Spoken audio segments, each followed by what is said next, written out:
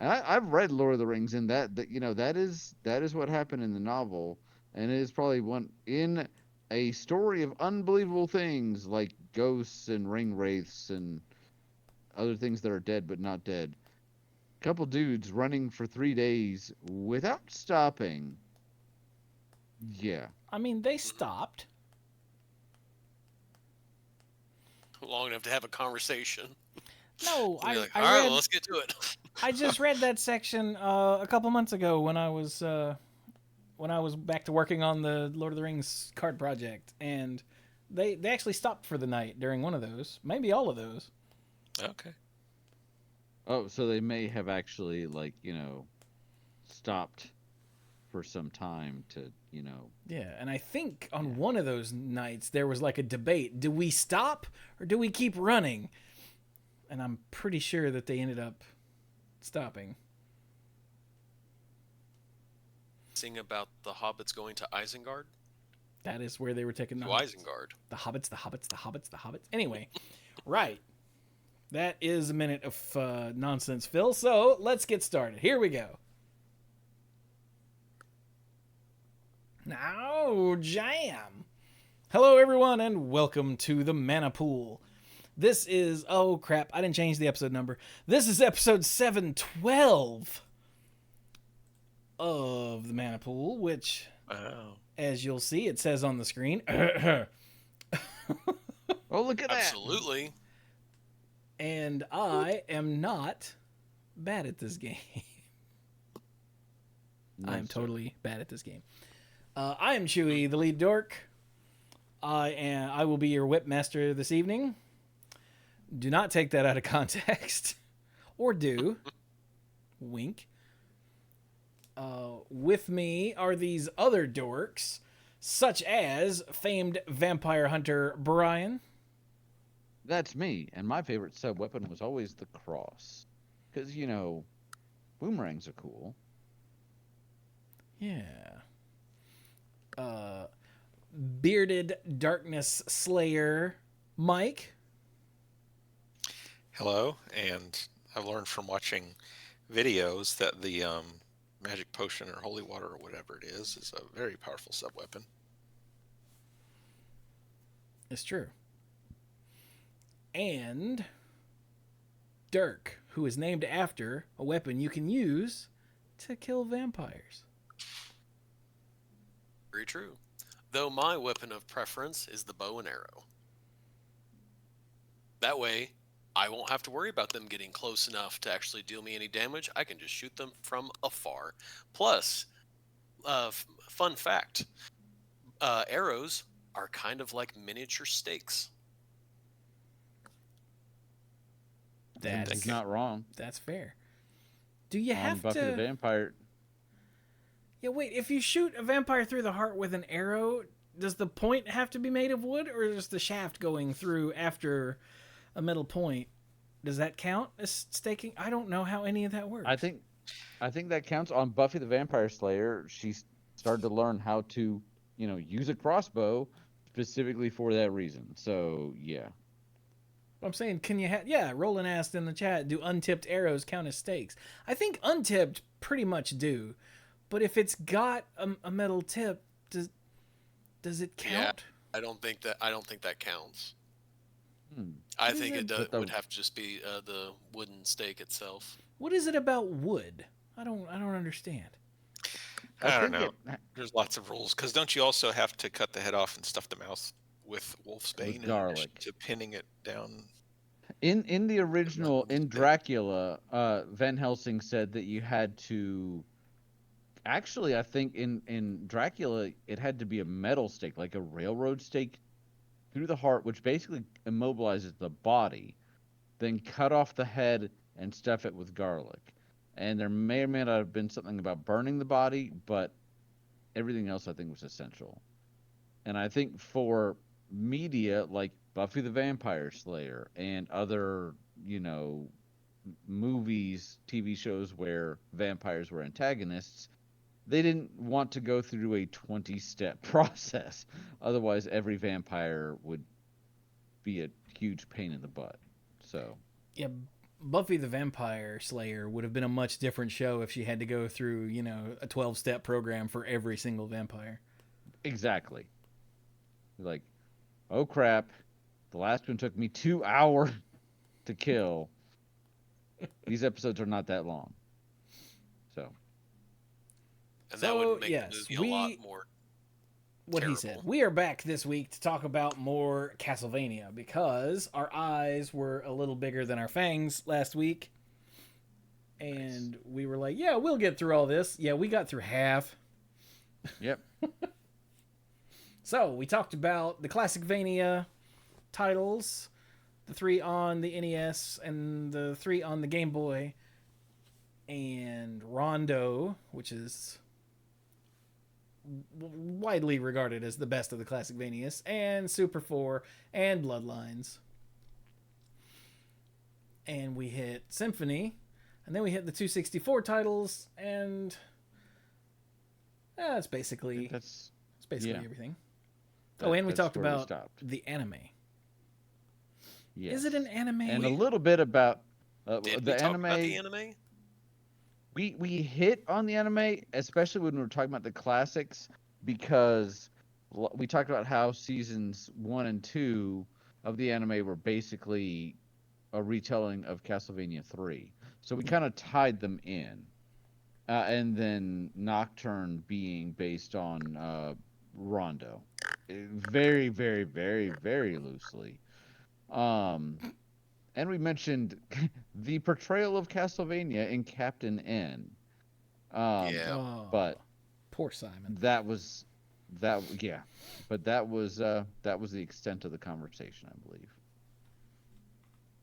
Yeah. So I guess we'll pick it up here with.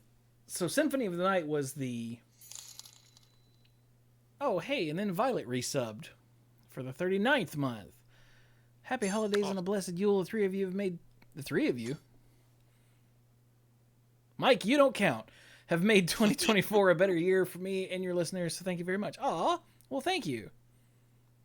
Appreciate it. Happy holidays of all sorts to you, too. And I'll try to do better next year. You better. No. I'm sure it was me.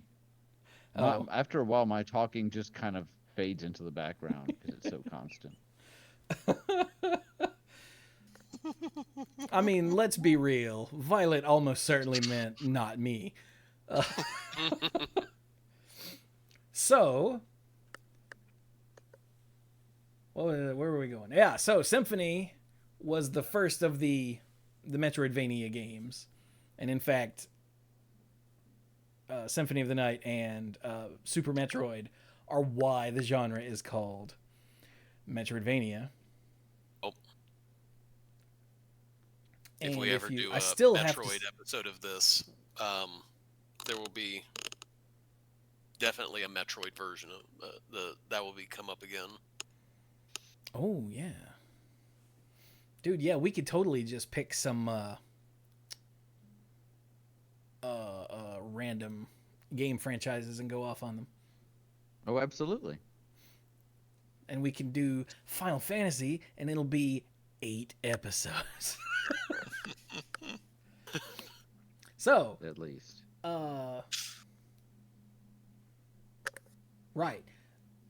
So then we come to the Game Boy Advance, which is where Castlevania, at least as far as I can tell, I didn't play any of these games because I never had a GBA or a DS or any of that.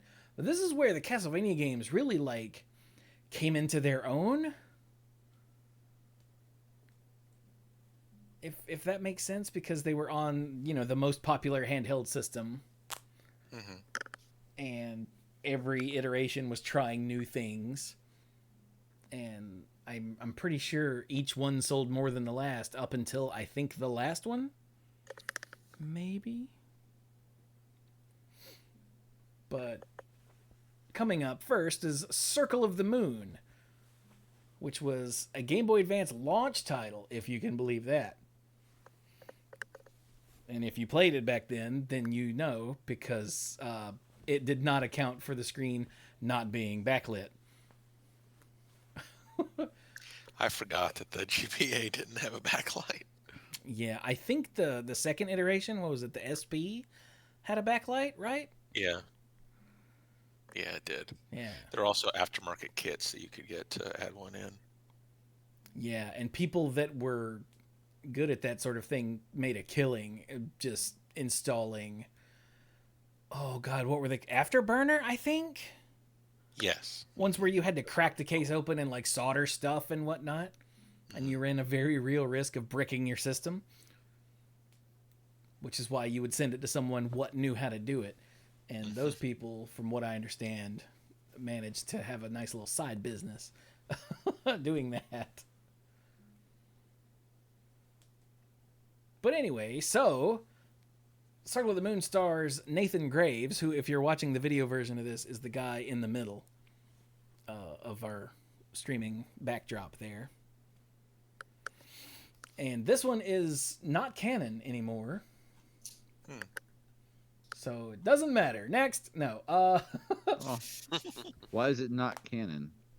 Because when Ego went back and decided what was canon and what wasn't, he threw it out. Alrighty then. Yeah. He says it's not because he didn't work on it. It was because it... oh,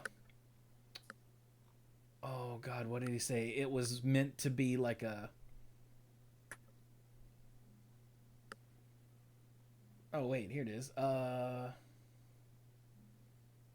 Removed from the timeline. The reason for the removal was not due to his non-involvement with the game, because he had nothing to do with this game, but instead the intention of the game's development team for Circle of the Moon to be a standalone title. In other words, So it was always... he didn't work on it. No, it wasn't meant to be a Castlevania game. Well, there was no such thing as like... I mean, there was a Castlevania canon, but it's sort of like the Zelda timeline. Like, no one cared. Ah, yes, the Zelda timeline. I still think the There's Zelda definitely timeline is pointless and stupid. Yeah. Air quotes, timeline. Yeah, exactly. Yeah. But that's just me. Some people, like, it'd be like if someone tried to make a Final Fantasy timeline and tie all the Final Fantasy games together. Like, Final Fantasy fans are like, why would you do that? That's stupid. That's how Zelda games work. Why would you do that? That's stupid. Oh. But anyway. So yeah, you play as Nathan Graves, and your mentor gets snatched by Dracula while you're in the castle. Like, you're there to kill Dracula, I think, and Dracula comes out and is like, bleh, and drops Nathan and his pal into the basement and snatches up his mentor. And the whole game, that's where the game starts, is Dracula drops you in the basement, and now you're on your way to go up to the top and get back to Dracula and whip him to death. That's cool. Starting off with a bang. Yeah. And it had a weird, like, card. Oh, hang on, I've got the Wikipedia page open. DSS, the dual setup system, where you found cards that you could do stuff with. Like, there were action cards and attribute cards. And like so you could have like a fire whip, for example. That's the first thing I found, was the fire whip when I played for that taste test streams that I did that time that I keep bringing up, because that's the most of my experience with all of these games. Mm-hmm. But yeah, it was weird, and the cards, from what I understand, would drop. Did any of you play this one, by the way? I did not. No. Dirk? Nope. Okay, then. So, This was you. the cards, from what I understand, and I could be entirely wrong about some of these things because I've only played this one for like 40 minutes max, is that they would be randomly dropped from enemies. And so what abilities you had on different playthroughs could vary wildly. I know that I think I don't remember why. I know I've played the beginning of the game twice. And once or maybe I died and it didn't autosave or something. I don't remember, but I know that I found the boots that make you run, because you can't run in the game. You have to find the power up to make you run. And I found those, and then I don't know if I died and had to go back to an earlier or start the game over or what, but I didn't manage to go back to that place. So I didn't have the boots, and it was miserable trying to get around, but I couldn't remember where I found them. Because they were an actual, pickup, like, in Metroid. They weren't a random drop. So yeah, it's strange.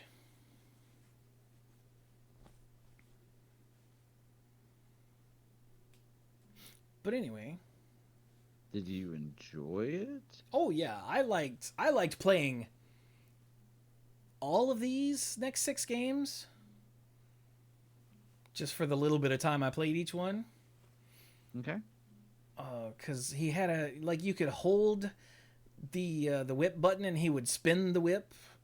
He wouldn't flop it around like Samus, but he would spin it around in an attack that did less damage but could hit things that were next to your feet, which there was some sort of little slime thing or something that I couldn't whip. And finally someone in the chat that day was like, hold down the attack button. I was like, why? Oh.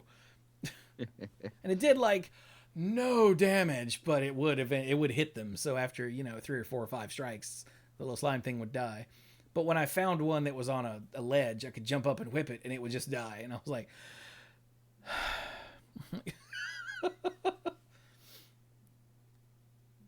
but when does this one happen? 1830. Oh, that's way later than I expected.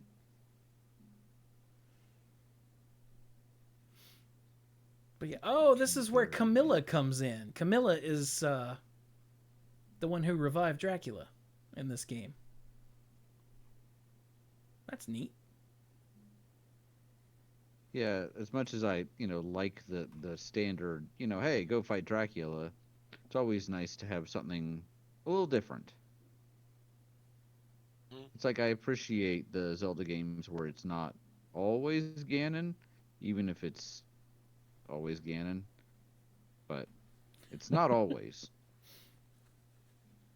Yeah, not always. There were those couple times it wasn't Ganon. Yeah. But yeah, he's got it's an RPG. Like you level up and get more stats and whatnot as you kill things. Yep. And yeah, other than not being able to see it, but that wasn't because of the game. That was because of the hardware. Yeah. I think this game was pretty much light. Mostly. Yeah, it looks like it's got 4.5, 5 stars, a bunch of 8.5s and 9s.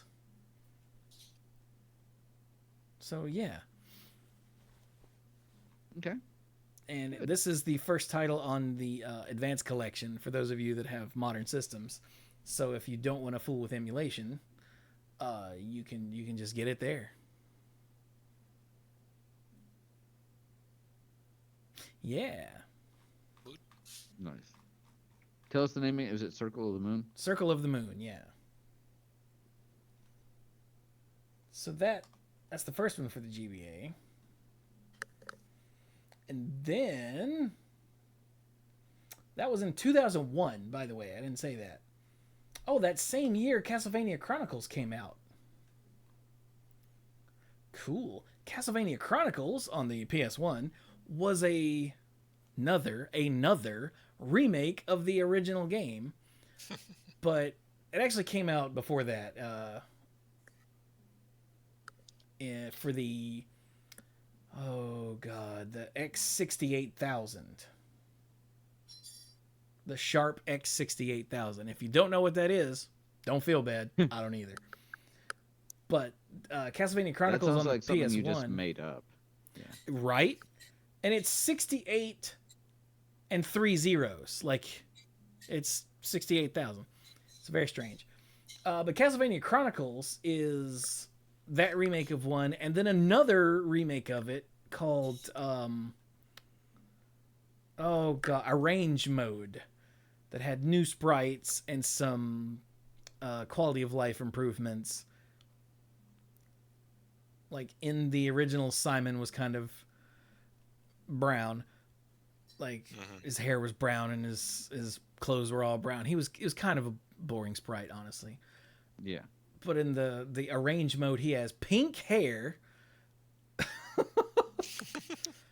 And No, I think I've seen this on YouTube. Yeah. yeah, and just looks more impressive. I played a little bit of regular the original mode and Arrange Mode, and yeah, Arrange Mode is just a lot less brutal.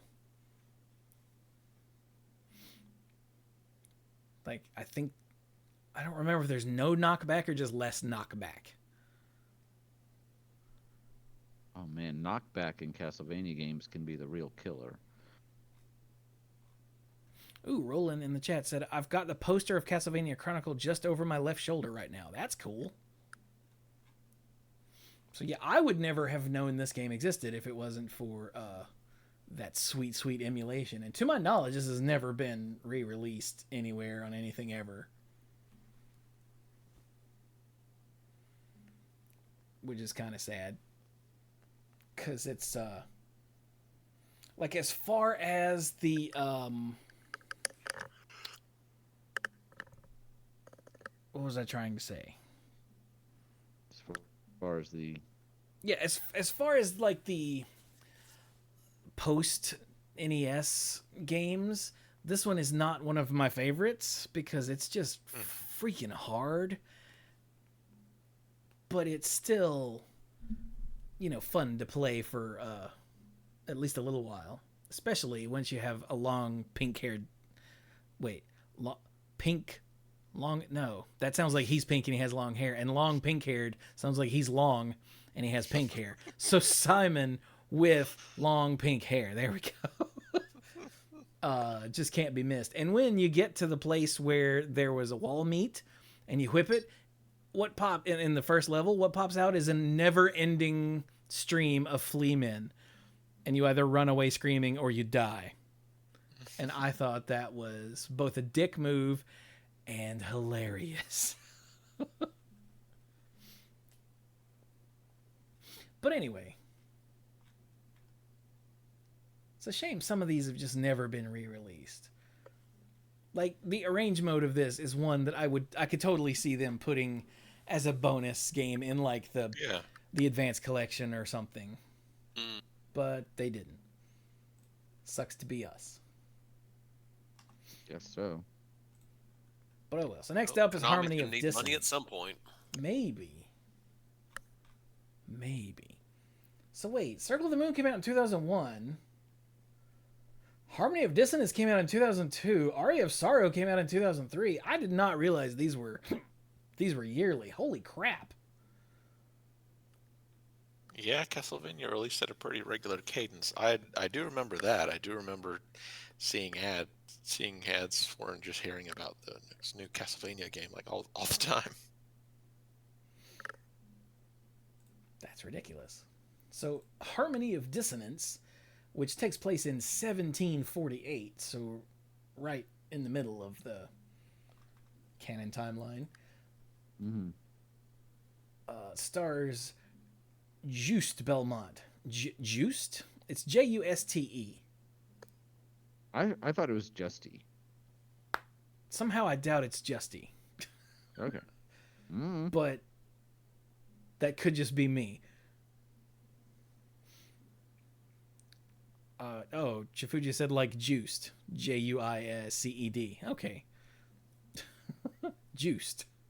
Because he is, in fact, juiced. I was going to say, Mama and Papa Belmont are like, what are we going to name our son?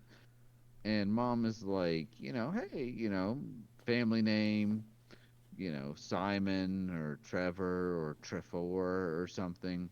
And Dad is just like, look at this kid. He's already packing. He's juiced. I don't know. Boo. Yeah, I know. So this is the one where your main character looks sort of like Alucard. He's got long white hair, but he always has a whip, and he always has a blue outline around him. And that was to counteract the lack of the backlight on the Game Boy Advance. So like the contrast, it's very bright. Like if you just play like in an emulator, there are patches for a lot of GBA games to tone down the color, because if you're playing them not on a GBA, like you're emulating them, sometimes it's just too harsh. So like a lot of the popular GBA games have patches to make it not ridiculous.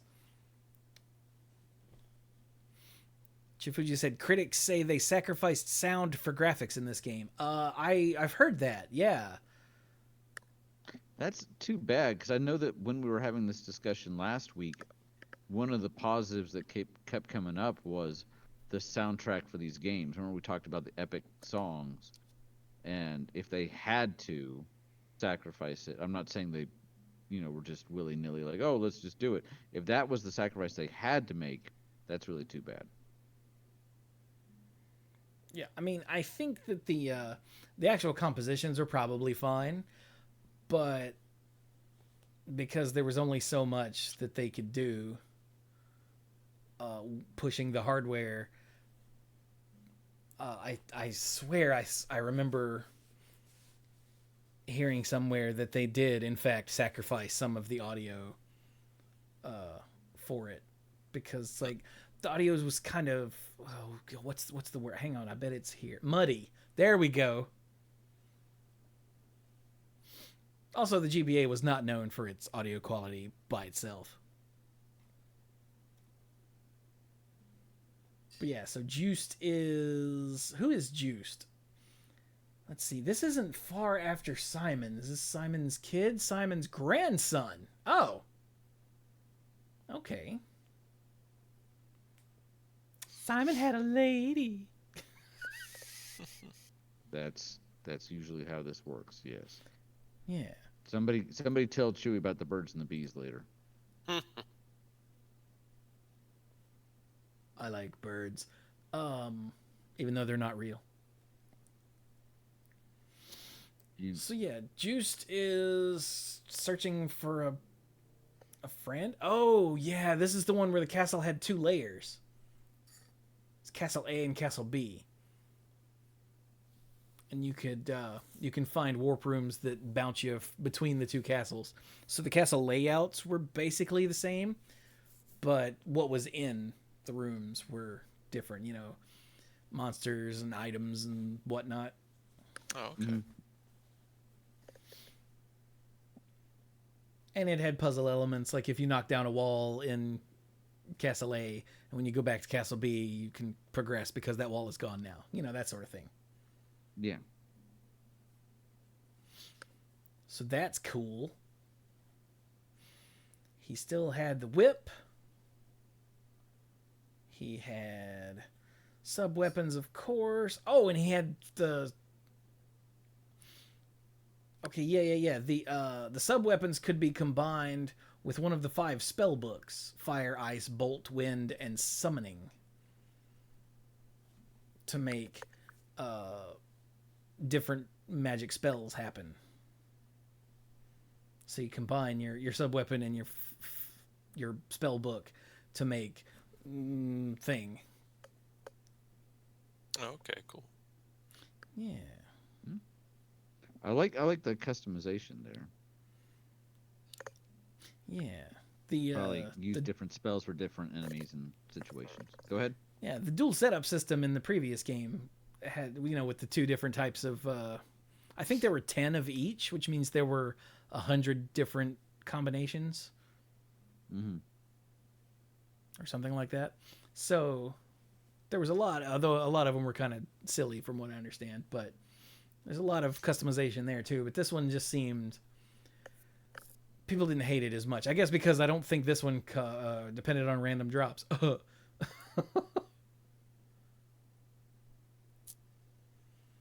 Still had the RPG elements and whatnot. Yeah, there was a boss rush. Although Circle of the Moon had a couple of different additional modes too. You can play as Maxim, his Juiced's buddy, who is a different, who has different moves and whatnot. Which is the thing. I think starting with this game is that you would always have additional modes where you're playing as other characters. Now that started, I mean, obviously in Symphony of the Night, which we didn't mention. You could play through the entirety of Symphony of the Night with Richter. And Richter Belmont. Yeah. Yeah, Richter did Is that not. something you could do from the? Go ahead. Richter did not like level up. He just started at max power, but he had his abilities were way different. Can you do that from the beginning, or do you have to unlock that? No, you have to unlock that. I don't remember how. That might be what you get for finishing up everything. And I always thought you could play as... And Roland read my mind. Oh, it was on the Saturn version. Okay, I was going to say, in Symphony, I always thought you could play as Maria, but that wasn't the case. But in the Saturn version, you could play as Maria. Oh, okay. So you could play as Maria. But who had a Saturn? Really? Come on.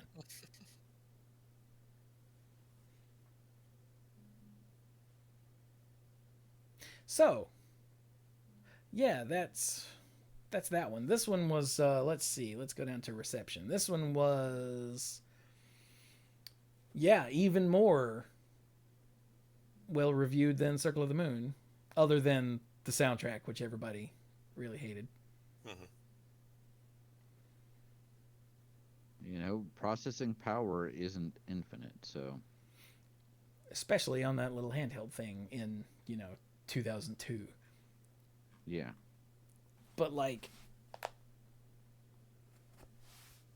I remember running into some sort of big ass thing while I was playing and being like, this was on the Game Boy Advance?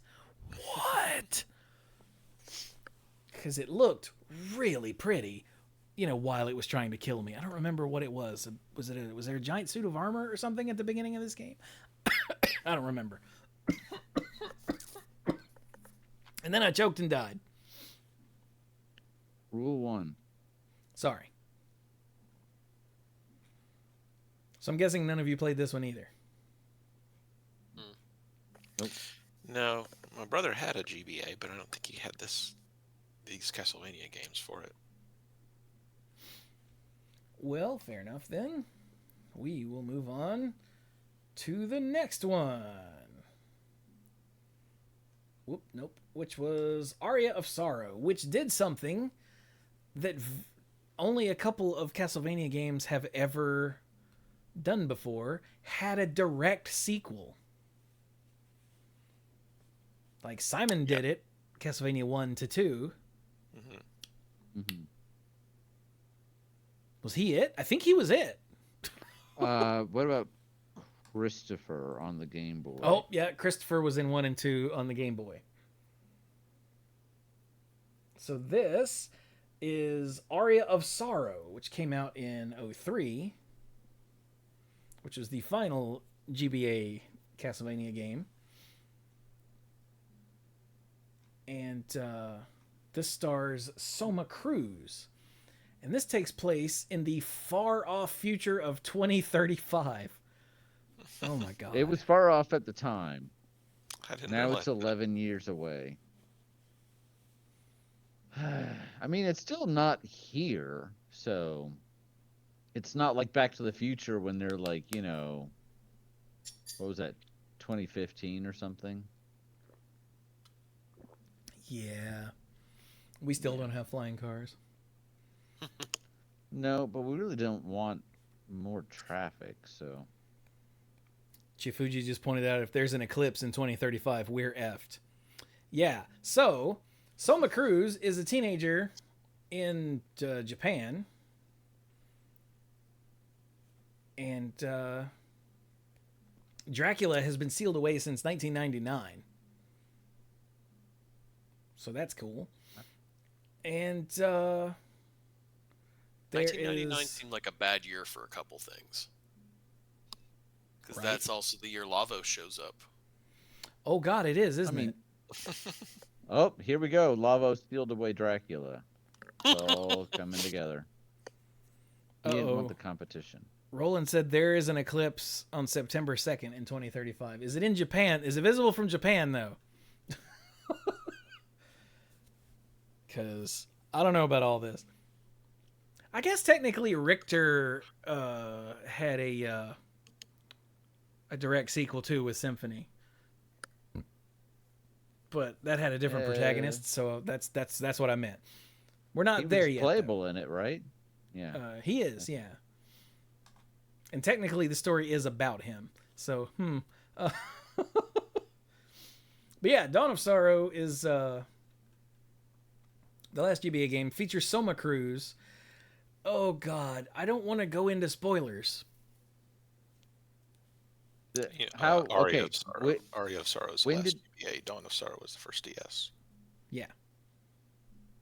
When did this game come out? As far as spoilers, I think 03. 03. So 21 years ago. True, but for those of us that didn't have GBAs, it's only been available to play for like 2 years or something. Whenever the Advanced Collection came out. Oh, 3 years almost. Over 3 years. All right, fine. But Soma Cruz, like I said, is a teenager in Japan. There's an eclipse. He gets... And it turns out he has a destiny of significance. Yeah, there we go. And his He's the adventure chosen one. In Destined to some destroy way or Dracula? another, he is in fact the chosen one.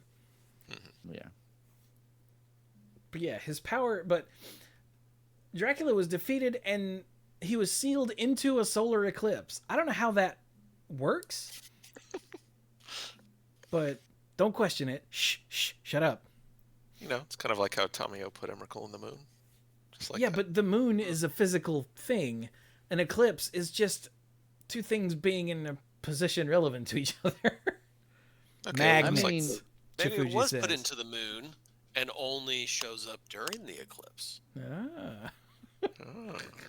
I mean, eclipses generally have magical significance for all sorts of franchises and magic systems and all that sort of stuff. You could say maybe he was locked into that one specific moment in time, and therefore he's removed from time and space. Sure. A wizard did it, so, you know. He was in the Phantom Zone.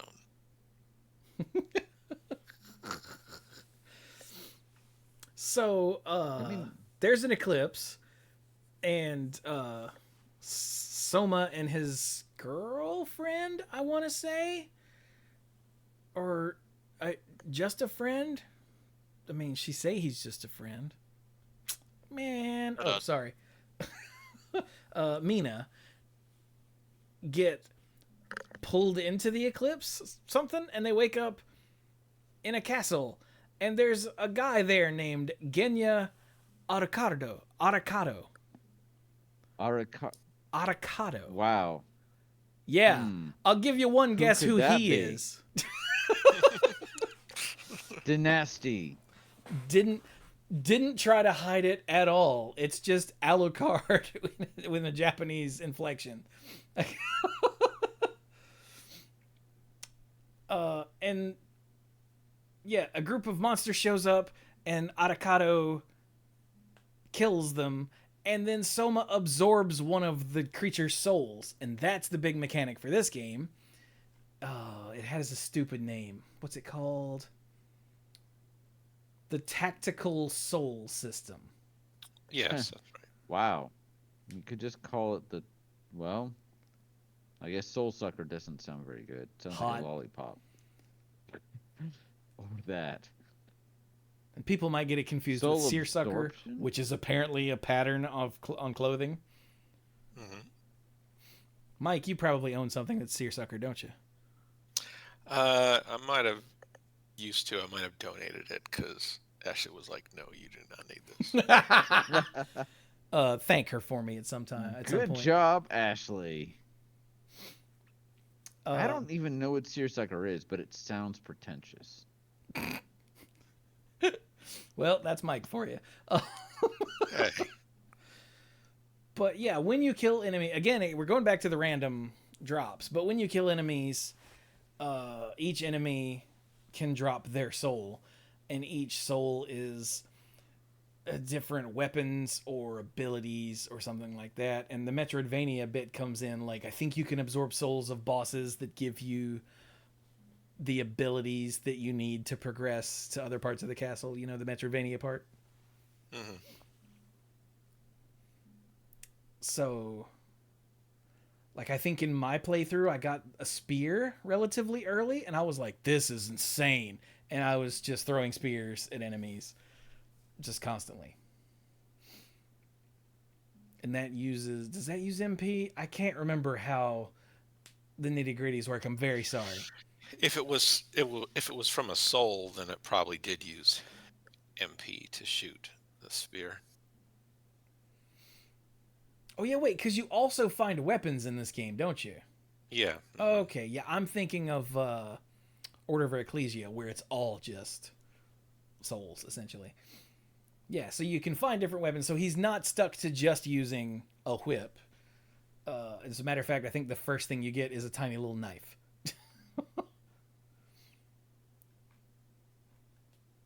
But he's very stylish with his white trench coat and his white hair and his blue jeans and his brooding. So did any of you play this one? Played the sequel, which shares a lot of mechanics in common. Yeah, it does. Including spoiling You played the end of the last game in like the first 2 minutes. Yes. you played the sequel without playing the first one? Yeah, the sequel was on a, well, I mean, that's the one my brother had. And it was I on a get different it. That system, too.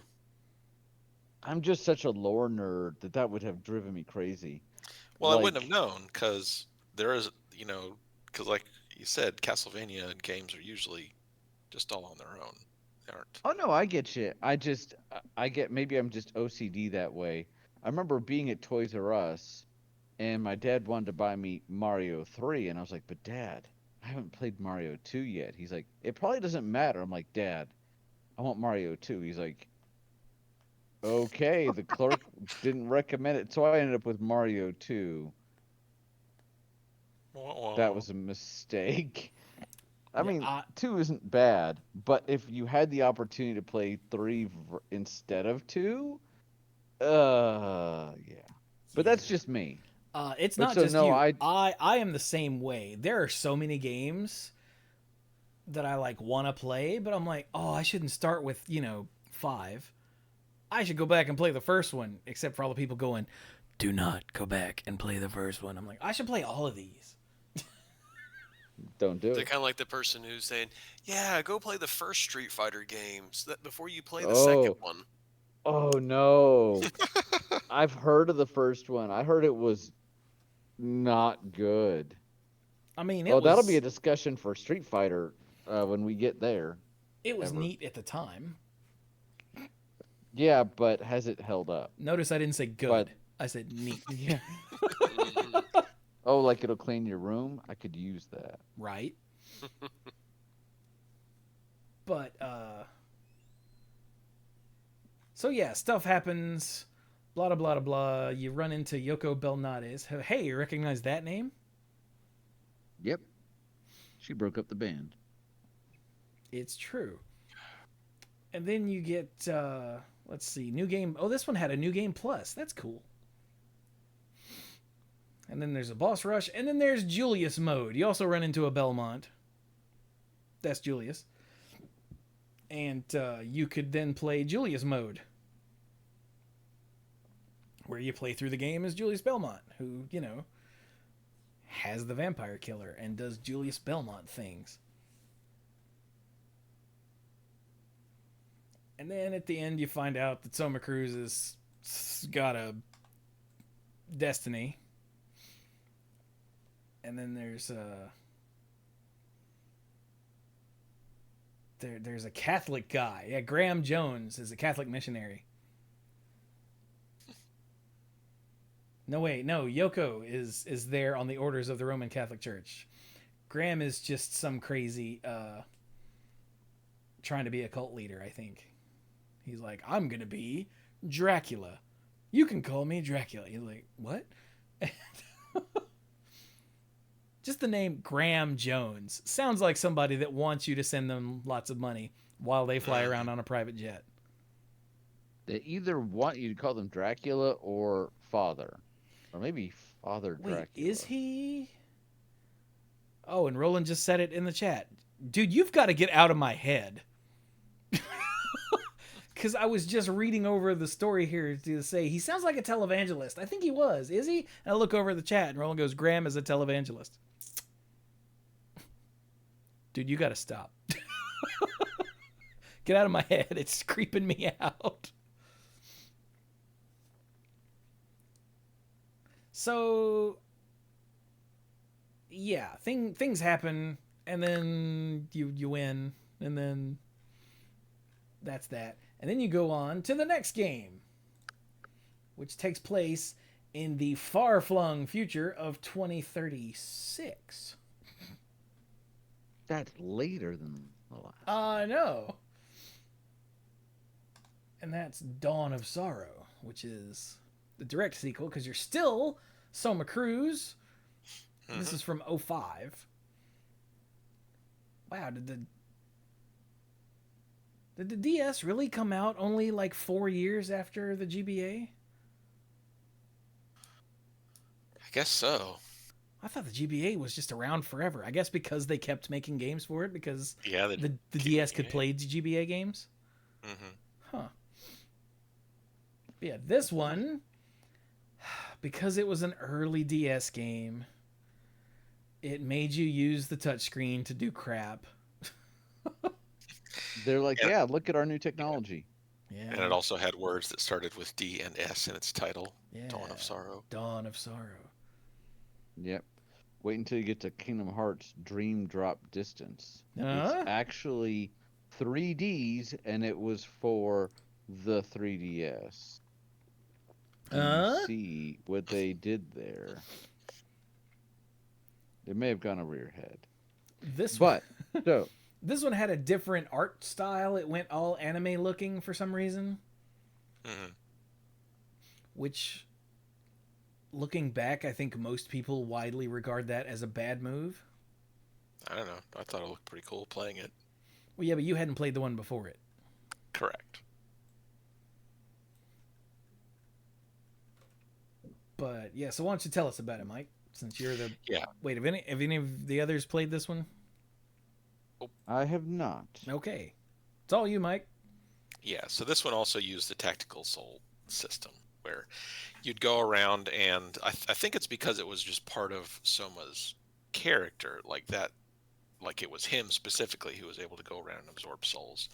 You go around and absorb souls, and as you collect more, they help power up your abilities, and you can even use them to craft your weapons, craft and upgrade weapons after you collected enough.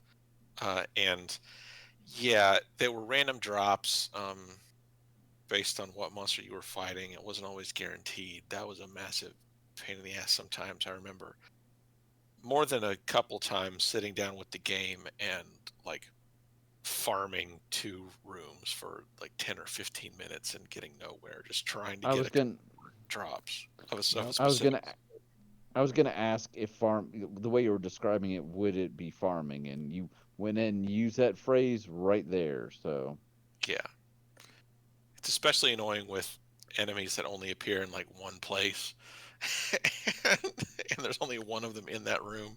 So it's like killing Frankenstein's monster like 30 times in a row, trying to get it to drop one stupid soul. I'm like, come on!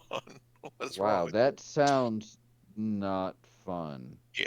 Especially if you're trying to go for, like, I'm guessing, like a complete, where you probably have to get all the souls, including are some rarer than others. Yeah, I can't remember if I was doing that for completion or because I wanted it to craft a specific item. I don't remember, but it had been one of those things.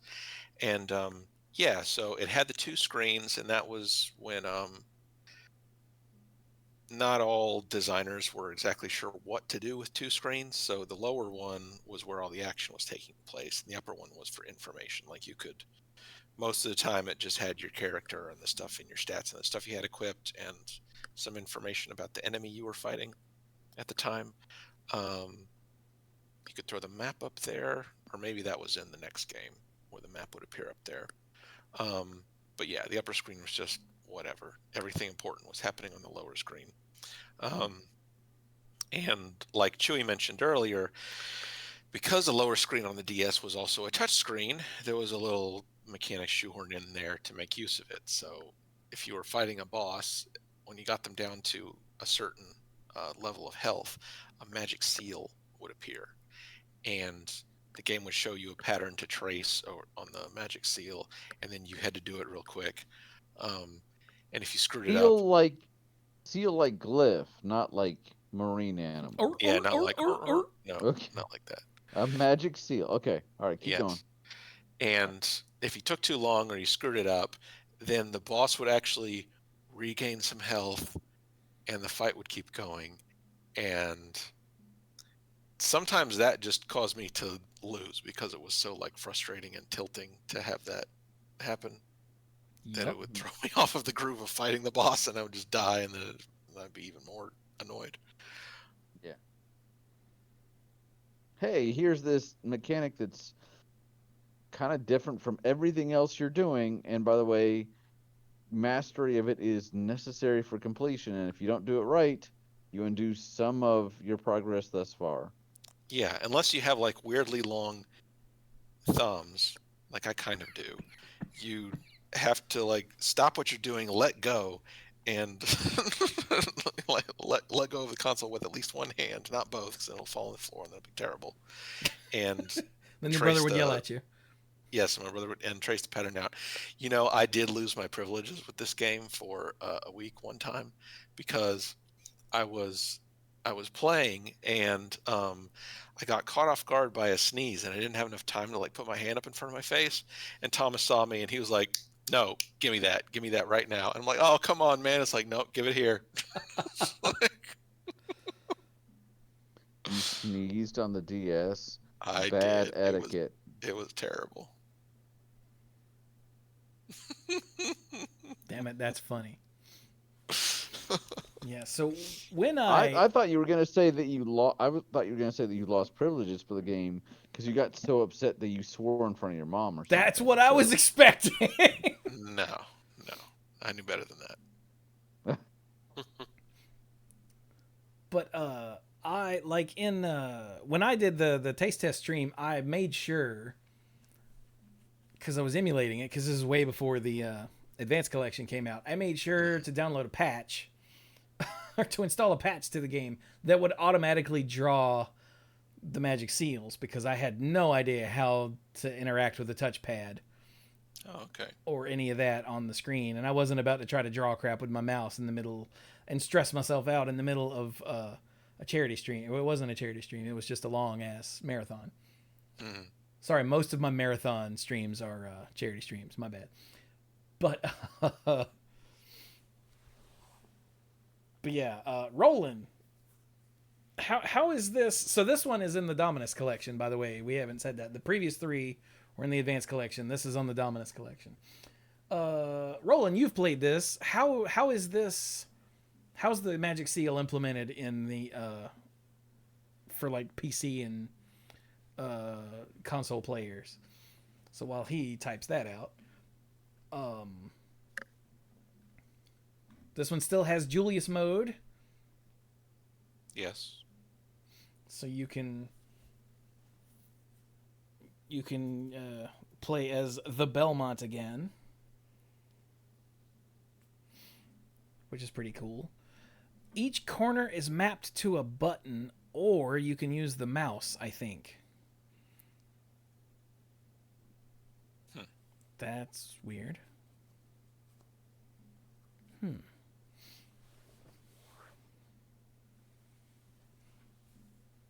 So yeah, there you go. I know that in Dream Drop, which was for the 3DS, but still kind of similar technology, each world had a mechanic that tied in to the touchpad. So, like the Notre Dame, Hunchback of Notre Dame world, I think you would draw lines between points on the touchscreen that would then rocket you around the stage, kind of like a pulley system. But there was a Fantasia world as well where you had to do music or something, if I recall, with the touchscreen. So, still trying to make that, you know, relevant a couple of years later when they put that out. Hmm. It's always interesting when they make, and this is for, you know, Nintendo and Sony, all the when they create this new technology, they feel this push to like integrate. Like we talked about with Super Castlevania last time. Oh, we got the Super Nintendo, so we need to do the Mode 7 and stuff, right? And Yep. sometimes it works, and sometimes it doesn't. Castlevania 64. And Hmm. sometimes like it's like motion controls in Wii games where they just sort of shove it in there Yeah. because Nintendo's like put it in there. Like We spent lots of money making this technology. yeah. You're gonna do it. I can't remember. There's some game where you can play it entirely with the controller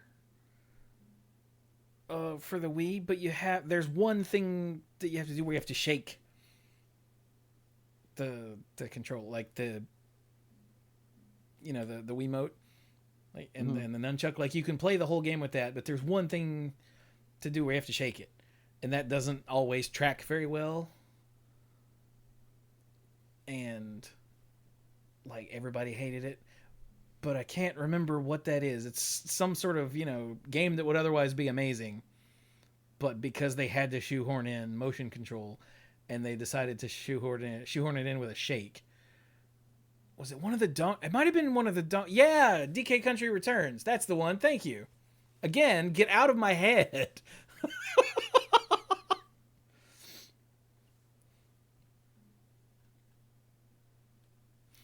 But anyway, yeah. The reason for the switch to the art style being all anime like is because the sales figures for Aria of Sorrow weren't where they wanted them to be, and the marketing department figured out that the GBA and the DS skewed younger, so he went with the anime style to Hmm. attract a younger audience who would be like, "Oh, it's anime." Hey, yeah. Trying to find their target audience. Yeah,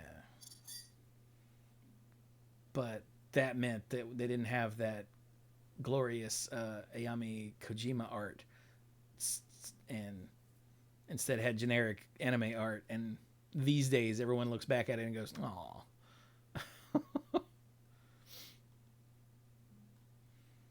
So yeah, this one again got, wow, 4.5, 5 stars, 8.9, 9.3, 9.5. It was really Yeah, fun. yeah. Like everyone loves the Soma Cruz games, not necessarily Soma Cruz himself, but but he does have a stylish white trench coat, which you would not catch me dead in unless I was doing a Soma Cruz cosplay. I couldn't pull it off. No. So let's back up for a minute to 2003 because we did not hit Lament of Innocence, which was the first 3D game since the two on the 64. Lament of Innocence was on the PS2. Yes. And I know for a fact that Dirk owned this game. Yeah. I don't think That I ever played it though. I saw you playing it in your dorm room. I'm like, what's this? And you're like, Castlevania. And I'm like, okay, cool. So I guess it didn't stand Yeah, out to you? it did not. Okay. I was waiting for. I was like, this one Dirk will be able to talk about. Mm, Guess not. Yeah, I had, sorry, man. and I probably played a little bit of it, but yeah, it has fallen out of my head in terms of anything related to it. I mean, that's understandable because it is. Oh, it did not age well. Like, there's a lot of just running around long hallways and sometimes killing monsters, sometimes going, and just running past them. It's not great. I don't think it's all that bad, but it's not great. Like, it did get 7s and 8s. Primarily, it looks like. So that's good. But in this one, you play as Leon Belmont. And this is canonically the earliest game in the series in 1094. So almost 400 years before Castlevania 3. Oh, wow. Right. And in this one... Yeah, this is the one. Go ahead. This goes into the origin of the Belmont clan and essentially Dracula as well. Yeah. And the vampire killer. Yeah. Because the whip Leon is using throughout the game is called the Whip of Alchemy. Ooh. But his fiance, wife, girlfriend, whatever. I think fiance. Female significant other. Yeah, is snatched by a powerful vampire named Walter Bernhard. Or maybe Walter Bernard. I never know how to pronounce H's in there, but it's spelled Bernhard. B-E-R-N. That sounds Bernhard. metal. Right? And so yeah, he's got the alchemy whip to try to help him, defeat Dracula, and he goes through the castle, and it's sort of like a Devil May Cry sort of thing. Like when you're fighting, you get a combo meter, how many hits you've done, that sort of thing. Except it's nowhere near that much fun. But you finally make your way to Walter, and you go to kill him with the whip, and the whip just doesn't do anything. Mm-hmm. So he and Sarah, that's her name, escape the castle, and it's revealed that Sarah is being turned. And this alchemist is like, you're going to have to sacrifice her, and that'll power up your whip. And he's like, I can't do that. And then Sarah hears that and is like, no, please kill me. I don't want to be a vampire. And so he sacrifices Sarah in some sort of ritual that turns the Whip of Alchemy into the vampire killer. And what's really funny, in Vampire Survivors, in the Castlevania DLC, Sarah is a playable character. And one of her abilities is that I don't remember if it's when she dies or like when she uses a revive or when her health gets low or something like that. I don't remember the specific, but if you have the alchemy whip, it will automatically upgrade to the vampire killer. And I was like, because damn it, that's funny. That's pretty good, yeah. So, yeah, he then takes his vampire killer and goes back and beats Walter, and then Death shows up and takes Walter's soul and offers it up to this other character that was there named Matthias. who was, I think, Leon's essentially best bud. Like they grew up together and they were, you Oh. know, soldiers together and stuff like that. And it was Matthias who even pointed Leon in the direction of this castle, I think. Yep. And basically, in various versions of the Dracula mythology, you may have heard like why Dracula became Dracula. Different Dracula 2000, which has Yeah. the guy from 300, Gerard Butler, um, basically says that Dracula was actually Judas, and he tried to hang himself after the death of Jesus, and the branch snapped and he turned into a vampire for basically defying God. That's why the silver that the priests paid him is a weakness to vampires. Uh, the sign of the cross, things like that. In uh, the the movie Dracula, Bram Stoker's Dracula with Gary Oldman, he's fled the Impaler, and his fiancee is tricked into killing herself, and the priests are like, "Oh, too bad, her soul is damned, because you can't unalive yourself." So he gets upset at God and becomes a vampire. So the whole the whole Dracula becoming a vampire due to some rivalry or being upset with God is this theme that comes up over and over again. And here Matthias is upset because I think his girlfriend died and God didn't stop it. So he's like, Yeah, "Well, his screw his you. wife died, and so he orchestrated all of this, all of it, so that he could use Walter's soul, something something. He offers it To up to become Leon, and Leon is like, "Dude, what? No," and leaves. And so he's like, "Fine, I'll take all of it," and he becomes Dracula yeah, to curse God.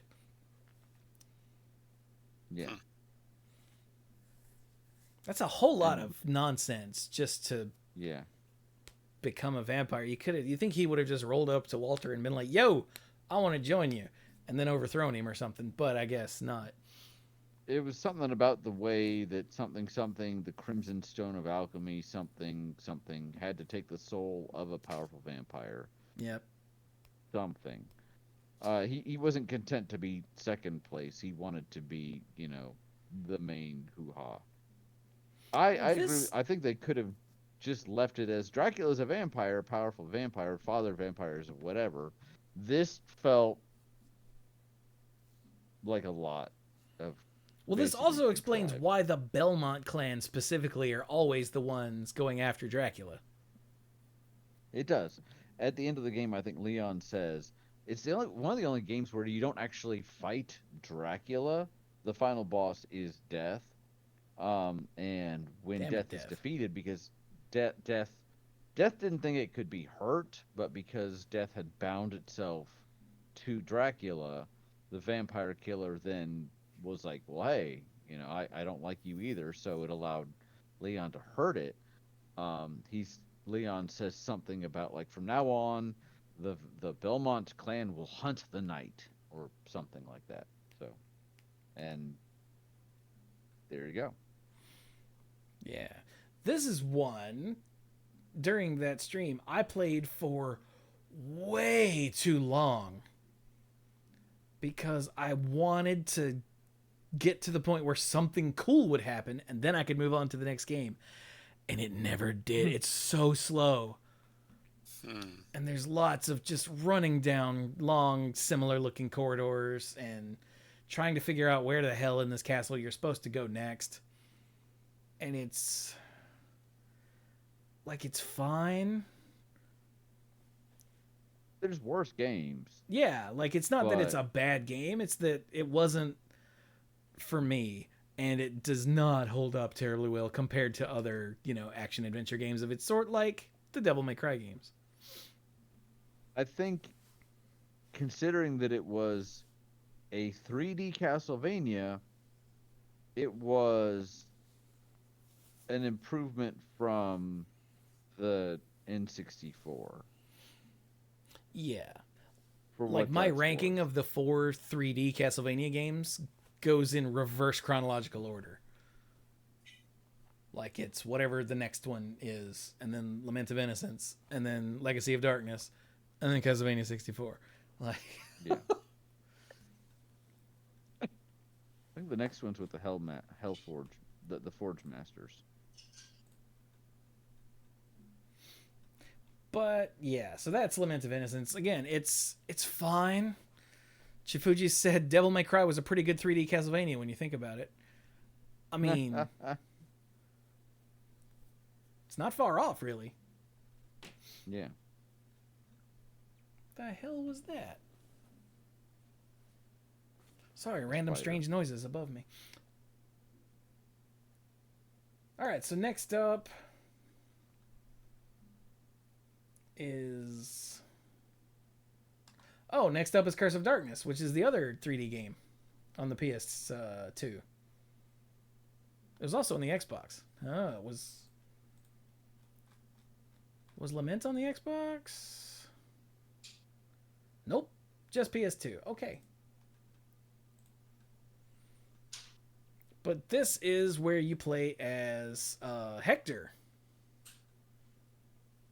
So if you've seen the show, yeah, that Hector. Mm-hmm. And your main villain is Isaac.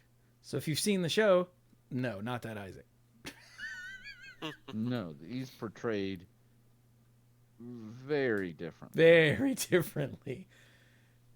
Like Isaac is like a flamboyant white twink in and not Curse of Darkness, and not a brooding black man. Yeah, the exact opposite. Very different. But this is another action adventure, action role playing, however you want to put it.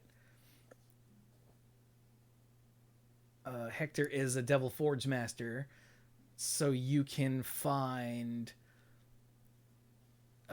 like forges or something throughout the game that lets you create little like familiars or followers or whatever they're called. Mm-hmm. Innocent devils? The innocent devils. There you go. Yeah. And they do... to be perfectly honest, I don't know. I don't think I got to the point in the game where I made one, or if I did, it was the first one. I think it's just an occasional heal.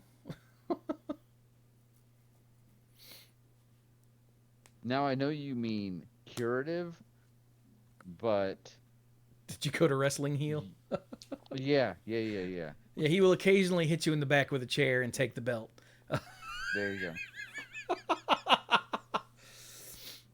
go. Trevor shows up in this one because this game takes place in Curse of Darkness, 1479, just 3 years after Castlevania 3.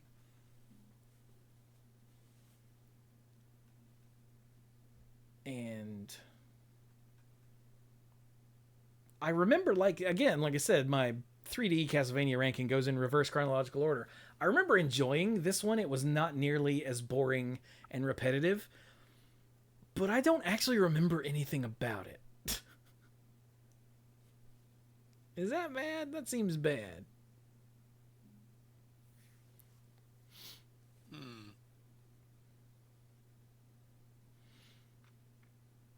Like... Okay, here we go. One button is used for standard combo attacks, and a secondary button is used for stronger finishing attacks after a singular standard attack or a combo of standard attacks. Huh. So the combat sounds...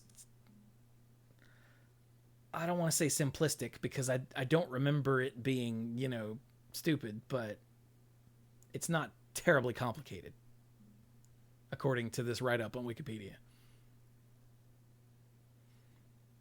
I think at this point I had been streaming for a long time, and I think I stopped right around here the first day. Mm-hmm. So it would have been the first night. But this is also where the Infinite Corridor shows up. And Saint Germain. So if you've seen the animated show, yeah, And that Saint Germain and that and Infinite Corridor. Sort of So kind they of. actually drew quite a bit from this. Yeah. And of course, at the end, you fight Dracula, because of course you do. Yay. This one got, looks like between 6.8 and like 7.9. Play gave it a 9 out of 10, but that was the outlier. Everyone else has it in the high 6s to low 8s. Just looking at the review scores. Mm. So yeah, it's fine. Like I said, if you're looking for a 3D Castlevania game to play, this is where I'd start. Because I definitely remember having more fun playing it than the others, but it didn't stick, unfortunately. Which means it's better than the previous 3. Because the previous 3 had bad things that stuck out of my head. This one does not. So did any of you play Curse of Darkness? I think I rented Sure. it, but I don't think I finished. I don't think I came anywhere close to finishing it. I told you last week that when we got to more of this modern stuff, I was going to be a lot more quiet than I was last week because I didn't do Sure. a whole lot of these. But I think I played this one, yes, just not to completion. If I bought this one, I don't think I. Unfortunately, I had when in like the PlayStation 2 period, I had acquired several games. Like I'm gonna play this, and then ended up being sidetracked playing stuff that I had been playing like 1,000 hours before, and never played any of the other games. And coming This might downstairs have to been play one Magic too. with I us all the may time. own this one also. Oh wait, no, this was 05. We were already out of college. Well, you and I were already out of college at this point. Hmm. I was too. Mike was not. Oh, he's just a baby. So, all right, let's move on to the other DS games. Portrait of Ruin is the next one. And this one, I gotta say, from the limited time that I spent with it, this one was my favorite of the DS games. But Yeah, I also spent limited time with this. I can't remember whether I actually finished it or just got to right before the end before I just stopped playing for some reason. But yeah, that's fun. It's fun too. well, tell us what's going on with it, Mike. So with this one, this has a mechanic where you have two characters, Jonathan and Charlotte, and you get to switch back and forth between them as you play. And there are some, special attacks they can do together, and there are some puzzles and special events where they're both running at the same time. But yeah, I don't remember it having the soul stuff, at least not in that way. Of course, it has a crafting and upgrade system for weapons, but I don't remember very many details about it. Yeah. It has, let's see. Yeah, we never tried the multiplayer co-op because we didn't have two. We didn't have two systems. We didn't have two games. And I don't know if Thomas knew anyone who also had a copy of the game that he was able to try that out with. But it did have a for real multiplayer co-op feature. That's cool. Mm-hmm. And then, of course, it also had a new Game Plus feature with other characters that you could play the game through. Yeah. Including one of the enemy sprites, the old armor, I think it was. Yeah, the old axe armor. Mm-hmm. So yeah, your main characters in this game are Jonathan Morris, who is the son of John Morris from Bloodlines on the Genesis, and Charlotte. Allen. I don't know how you say her name, but I don't know what her deal is. Charlotte is a mage and a distant descendant of the Belnatis clan. Well, that makes sense, yeah. So she, so you've got your warrior and your mage, essentially. And the other modes are Sisters mode, where you play as Loretta and Stella Lacard.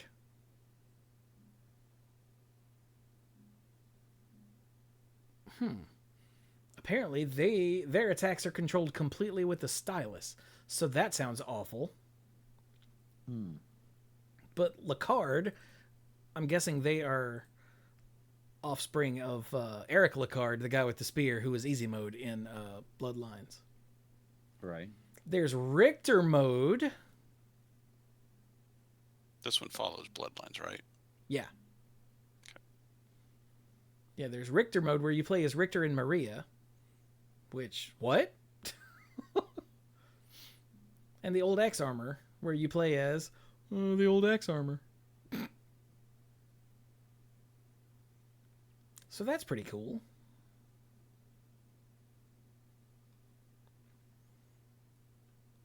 But anyway, sorry. Keep going, Mike. If you have more. That's about it. I can't remember if the touchscreen was used for anything gimmicky. I don't remember. In the main game, I don't think it was. Like I said, Sisters mode uses it extensively. Like, let's see. Loretta uses an ice spell which is aimed with the stylus, and Stella is able to damage enemies and objects that the player passes the stylus over. Ugh. I didn't unlock that. I don't think I unlocked any of the New Game Plus stuff myself. Yeah, I didn't actually finish the main campaign, I guess. Well, you have to get the good ending for that, so maybe you got the crap ending. Good job, Mike. There you go, stupid. Fail. I've always enjoyed New Game Plus sorts of games, like ever since Chrono Trigger. I've always thought it's a neat mechanic. And it really kind of shows how much you've come over the course of the game. Like sometimes, depending on the game, you may not feel like you've grown a whole lot. And then you're like, hey, start again, but with all this stuff. And you're like, okay, cool. And you're like, oh, this is nice. I like it.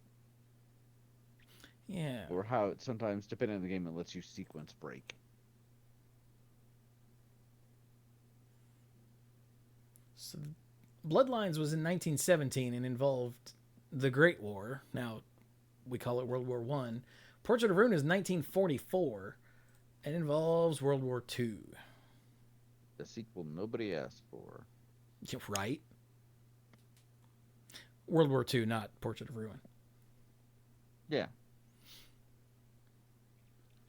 Does that make it the most recent other than the Soma Cruise?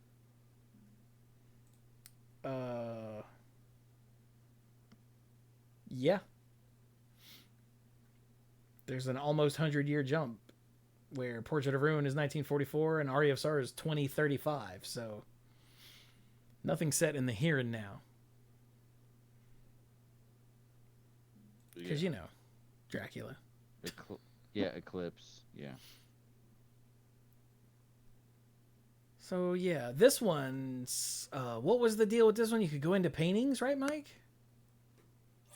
Yes. Go into paintings So it's and... Mario 64. Was that, I think that might have been just for bosses. No, there were... Or was it for levels too? Yeah, the game had, like, separate levels, because I ended up in a like a town or something. Oh... I think it's the first one you go through, because I'm pretty sure I only went through the first one. Mm-hmm. Because, again, taste test. And yeah, so instead of it all being in one castle, you could go outside the castle by hopping in paintings and going to these other levels, essentially. So that's pretty cool.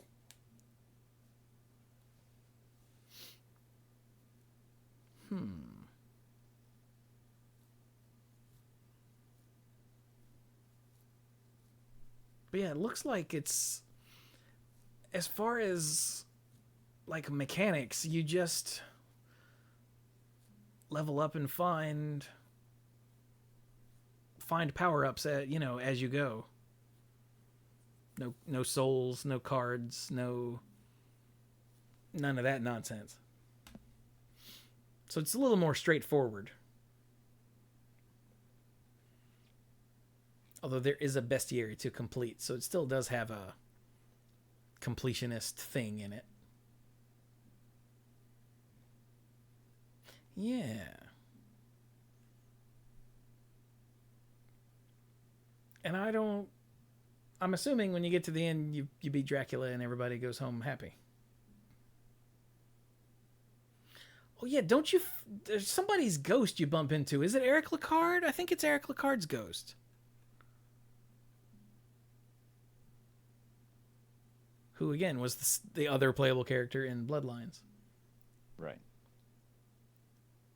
And he's like a character that you talk to. If I'm pretty sure that's right. God love random other characters' ghost. Yeah. Oh my god, and it had English voiceovers for some parts? Whoa. Did Dawn of Sorrow have any voiceover? I don't remember it having voices. I just remember being text. That's cool. Excuse me. How is this one? Let's see. Well, the first two review scores are a 9 and a 7. So, yeah, they're all between 7 and 9. Okay. Pretty good.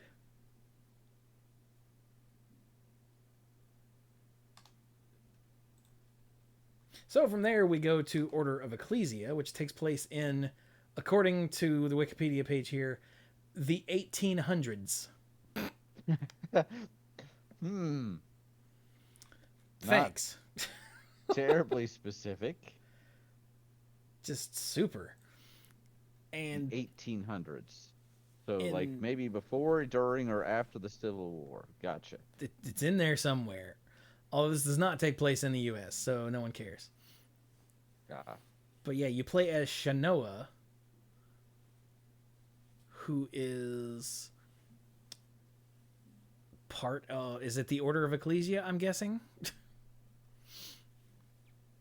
And Shanoa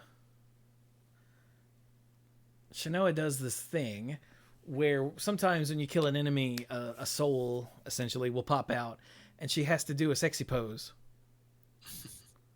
And she absorbs the soul. Like, she turns the outfit she's wearing has bare shoulders, and she turns her back to the camera, to the player, lifts her hair up in a very seductive way, and she's got like a tattoo or something on her back that absorbs the power. And so she does her little sexy pose, and that gives her new... I keep calling them souls. Is that what they are in this game? Glyphs? I think they're glyphs. Yeah. Not souls, but they're essentially souls. And that gives her... That's where she gets all of her weapons and spells and all of that. Everything uses magic. So her MP... It's essentially not even a magic bar at this point. It's not a mana pool. It's a stamina bar. And every time she swings a weapon... everything. It goes down some, and then it refills. So, it's the Dark Souls of Castlevania games.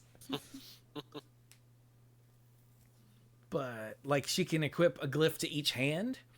So, I remember when I was playing, I got two, like, if I remember correctly, the weapon was sort of like a gladius, like a short sword. Yeah. And I was on...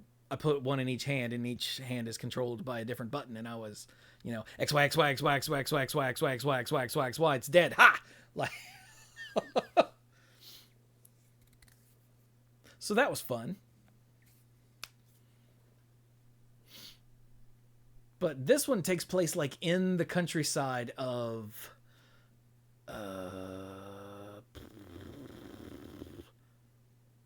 somewhere. The countryside of somewhere in the 1800s. I was about to say, Yeah. in the 1800s, somewhere, Yeah.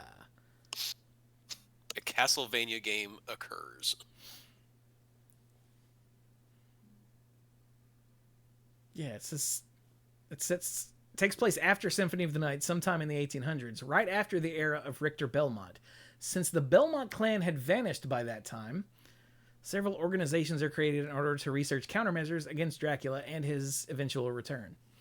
One of which was the Order of Ecclesia, of which Shanoa is a member.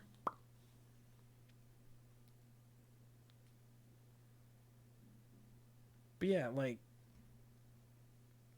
I was trying to find like a location in the world. I'm guessing it's somewhere in like Eastern Europe, because that's typically where Dracula stuff happens. But the Wikipedia page just isn't saying.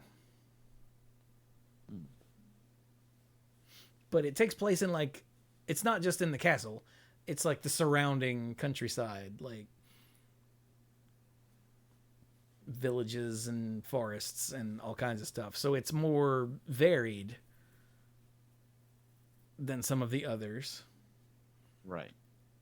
Okay. And you can do like side quests for characters, which will take forever, according to let's see, I've been listening to the Character Issues podcast, and at some episode relatively recently, Leah was replaying Order of Ecclesia, I think it was Leah, and she was like, "Oh my god,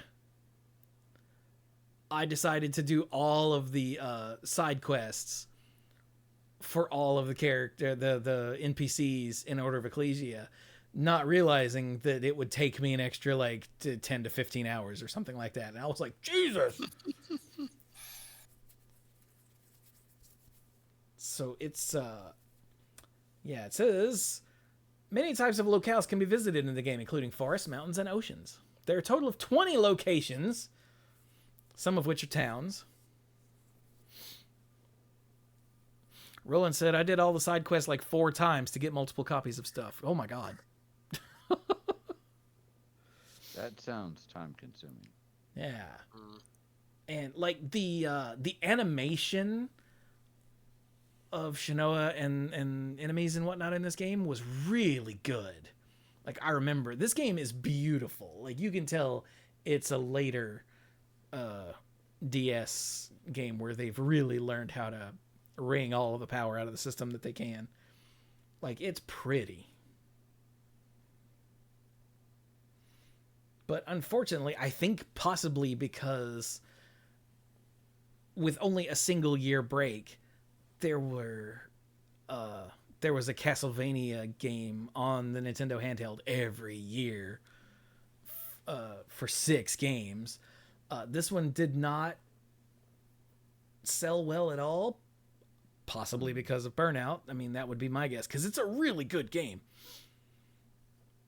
It reviewed mostly well. I'm seeing low to high 8s, couple of 9s, 1 6, but that was Edge magazine, and who cares about them?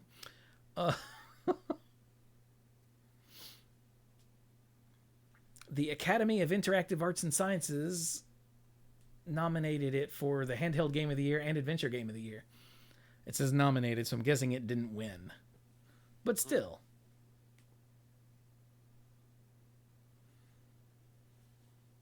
And unfortunately, because it was on the Nintendo DS, that means it will never come out on anything. Except it Get has, re-released. because it's in the Dominus collection. It Take that, is? Dirk. Yeah. Oh, well. I might get the Dominus collection at some point then. Yeah, the Advanced Collection has the 3 GBA games and something else, Dracula X, I think. And the Dominus Collection has the 3DS games and the remake of Haunted Castle. So, yeah. It's already out there, Dirk. I might get it then at some Dirk point. learned something today. Yeah, he did. And Roland just said in the chat that the Dominus collection is so worth it. Yeah, like all three of these games, I think, are the bigger ones. You know, of the handheld ones, because there was more system to play with, so that you could do more stuff.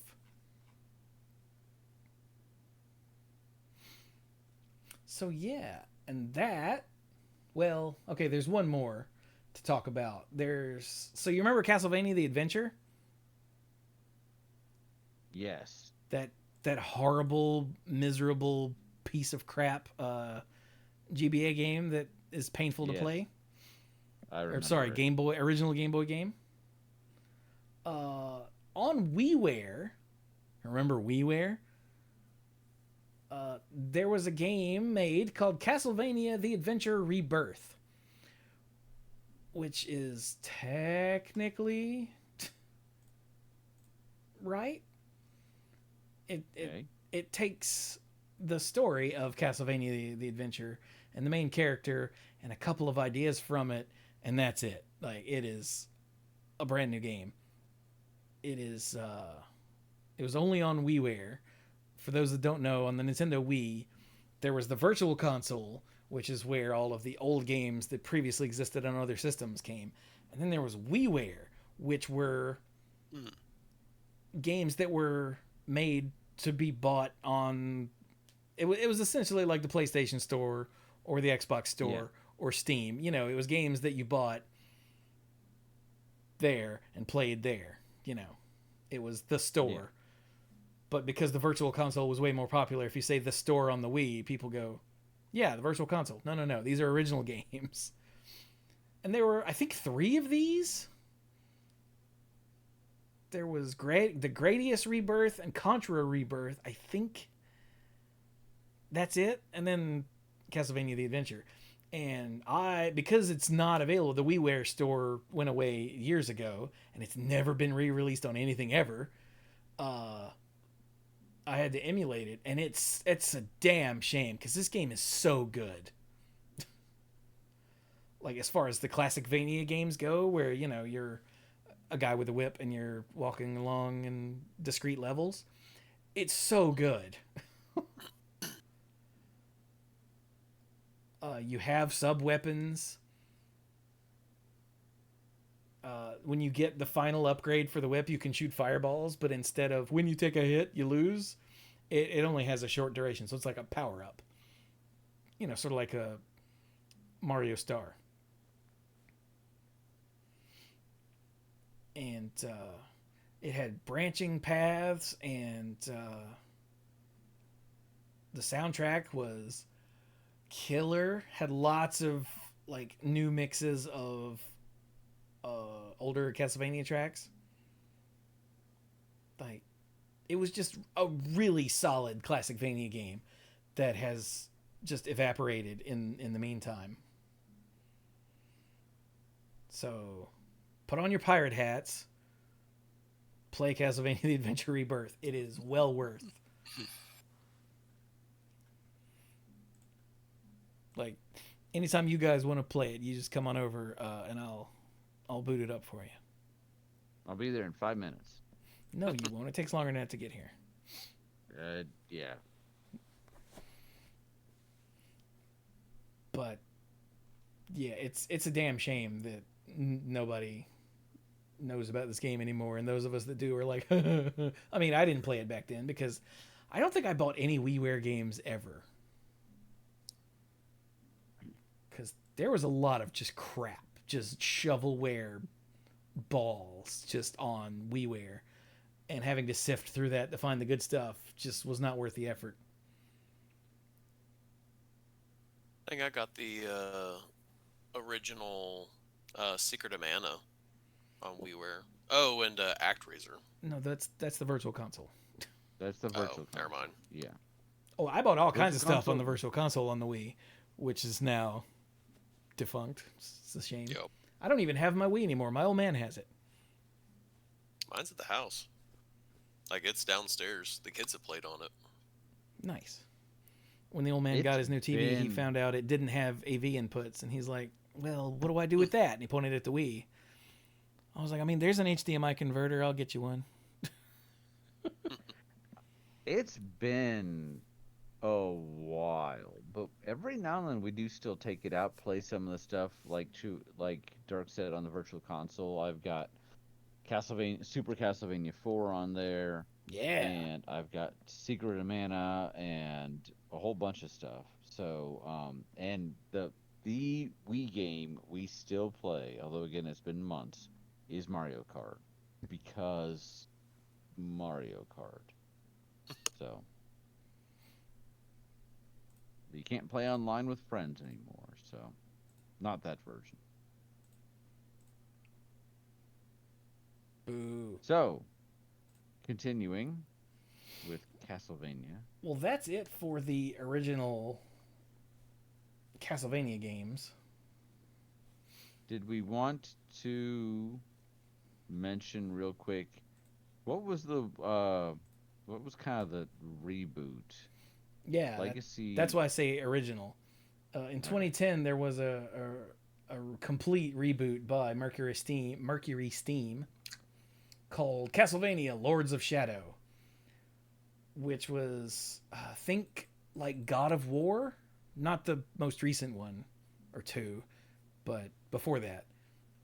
But Like the old school one. Yeah, they were what I have always called spectacle fighters, or the character action games, where you are Gabriel Belmont, new character, takes place in a 1000 and something, 1047, and yeah. But apparently, according to this, it happens in a separate timeline. Yeah, it's a reboot. It's a whole new thing. Okay, gotcha. Yeah. Instead of Leon facing Matthias, who becomes Dracula, Gabriel is a knight who his wife ends up getting murdered while he's away on a crusade or something, and so he goes on a holy crusade, I think, to try to either save her soul or something like that, and ends up being used by some people, and it kind of goes it presents an alternate storyline where when it come out, you said 2010. 2010, yeah. Yeah. Spoiler alert for something that is literally all over the internet. At the end, Gabriel becomes Dracula. Dun dun dun. So the first Belmont becomes Dracula and is hunted by his family. They came out with some sequels, I think. There was one on the Game Boy, or sorry, that's not a Game Boy at that point, the DS. Yeah, there was then Castlevania: Lords of Shadow, Mirror of Fate, which is a hell of a mouthful. Yeah. I played the Castlevania: Lords of Shadow, Castlevania: Lords of Shadow - Mirror of Fate HD, which it was re-released digitally on the 360 and PS3. I emulated the 360 version. Oh, it was on the 3DS. Yeah, that makes sense. Yeah. It's a Metroidvania, but it still tries to use the spectacle fighter combat. It just didn't click with me. Mm-hmm. Like I wouldn't say it was bad. I played it for a good little while because this was one of the last things I played, so I was like, but it was fine. Like, you start off playing as let's see here, Simon, I think, or maybe you start as Gabriel, then you play as Trevor, and then Simon, because it goes Gabriel, son Trevor, grandson Simon, like blah blah blah, and you play as Alucard at some point. It basically takes the most well-known names of the Belmont family and just makes them all like a generation apart. I think Pretty they much, knew yeah. that they maybe weren't gonna get the mileage out of this spin-off series they did out of the original, so because Yeah. it's only these 3 games. This one goes And the all over the first, place. And then there was a Lords of Shadow 2, yeah, and Lords which of Shadow. Sorry, go ahead. Lords of Shadow 2 is all over the place. Like it happens in like the some of it happens in like modern times. Actually the future. So it Lords of Shadow takes place in 1047. Mirror of Fate covers lots of years from 1073 to 1101. Lords of Shadow 2 goes from 1102 to 2057. And in that you play, I think, It's a primarily long as game, man. Gabriel / Dracula. Yeah. I think, while I have not played these games, I've watched some videos on YouTube of just kind of hitting the highlights. Yeah. To me, 1 and 2, not the mirror one, look very God of War. Like Oh you're yeah. traveling in a 3D environment, and the boss fights are more about the cinematic cutscenes and the reaction commands, more than anything else. So it's trying to get you to like play a movie, basically. Yeah, yeah. You know, the previous 3D ones were well there wasn't anything to base the original 2 on, and then the next one tried to be Devil May Cry, and then the next one tried to be that but different and better. And so this one was like, "Oh, we'll go God of War this time." Yeah. And it's fine. Like Lords of Shadow became the best-selling Castlevania game ever. Wow. I did not know that. Yeah, like which is why there have been 2 sequels. Like it's insane. Yeah. And But Mercury nothing since. Steam, by the way, for those of you that that might recognize the name, they're the ones who did Metroid Dread. No, sorry. Wait, did they do Metroid Dread? They did the remake of Metroid 2. Yeah, that's what Chifuji pointed out in the chat. Oh, did he? Whoop! I don't have the chat visible. Like, There we go. Yeah, oh, he did. Yeah. yeah, like a couple minutes ago, he. Oh, they did do He was on Metroid top. Dread. Okay, they did Samus Returns. That's the 3DS remake of Metroid 2 in 2017, and then Metroid Dread in 2021, and the 3 Lords of Shadow games. They also did Clive Barker's Jericho, if that means anything to you, and the American Gee presents Scrapland, and the remaster for that in 2021. If any of that means anything. And that's and a game called Space Those. Lords that I've never heard of. No, I recognize that you said words in the English language, but I did. But that's literally their Something- entire thing. They also did a Nokia game called Zombies. So we'll just ignore that. It doesn't even have a link on Wikipedia. But like, yeah, the Castlevania games or the Lords of Shadow games are not like your traditional Castlevania games. They're a whole other thing. They're a whole new timeline, a whole new gameplay style, whole new story, whole new everything. And I don't. for a lot of people that were fans of Castlevania, that rubbed them the wrong way, like a lot. I remember when I read about this, I was like, boo, weak. But, you know, I've mellowed a lot in my older age, and it's just like I keep telling Dirk, just because they said that the all of the Star Wars books aren't canon doesn't mean they don't still exist and you still can't read them. Right. I know. Just because Lords of This Shadow is- is the new timeline, it doesn't mean you can't go back and play Symphony of the Night and all of that again and love it, which I plan on doing soon. Yeah. And I've heard that Lords of Shadow 2 wasn't as well received because it was all over the place. I don't know that there's any plans to pick that franchise up. Right now they're having more name recognition due to the anime.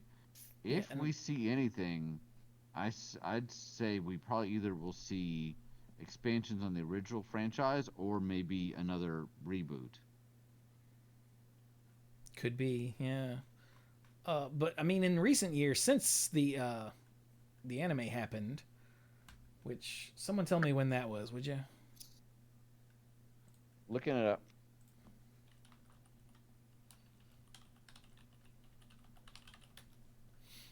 Let's see here. The anniversary collection was, when did this come out? 2019. So in the last 5 years, they've released 3 collections of a bunch of the old games.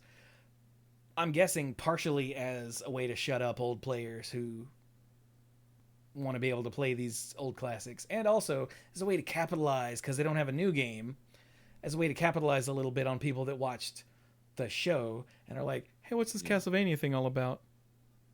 Castlevania premiered in 2017. Yeah.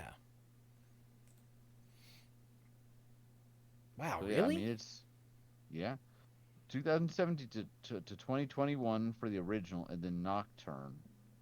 Wow. 2023, and then the next season's 2025.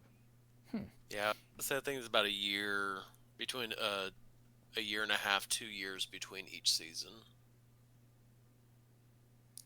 And then I watched like 8 episodes in 2 days, and then I'm waiting for a year and a half. But it takes time to draw these pretty pictures. Go ahead. Right? I really wish they would release some of these other games that aren't currently in collections. I have a feeling that is what will end up happening, is they're just going to eventually release all of them into collections, and then they're going to milk ones like the more well-known and make them either single releases or put them in like a release with one that no one was ever going to play, and just do it that way. Yeah. The problem is all of the big titles have already been released in collections. Like the Adventure Rebirth is, big and all, but it's good and all, but it's not going to get people to buy a whole collection. Like nobody was going to buy the Haunted Castle Revisited, but if they just throw it into the Dominus collection, people will be like, oh, cool. So like, as much as I would love for them to put, like the 4 3D games in a collection and just release that, who's going to buy that? None of those games are good. Or at least none of those games are stellar. Like, I don't think there's going to be that many people go, oh, dude, sweet, and buy that collection. I just wish they'd release the Symphony of the Night and Rondo collection on PC. But I complained about that last week.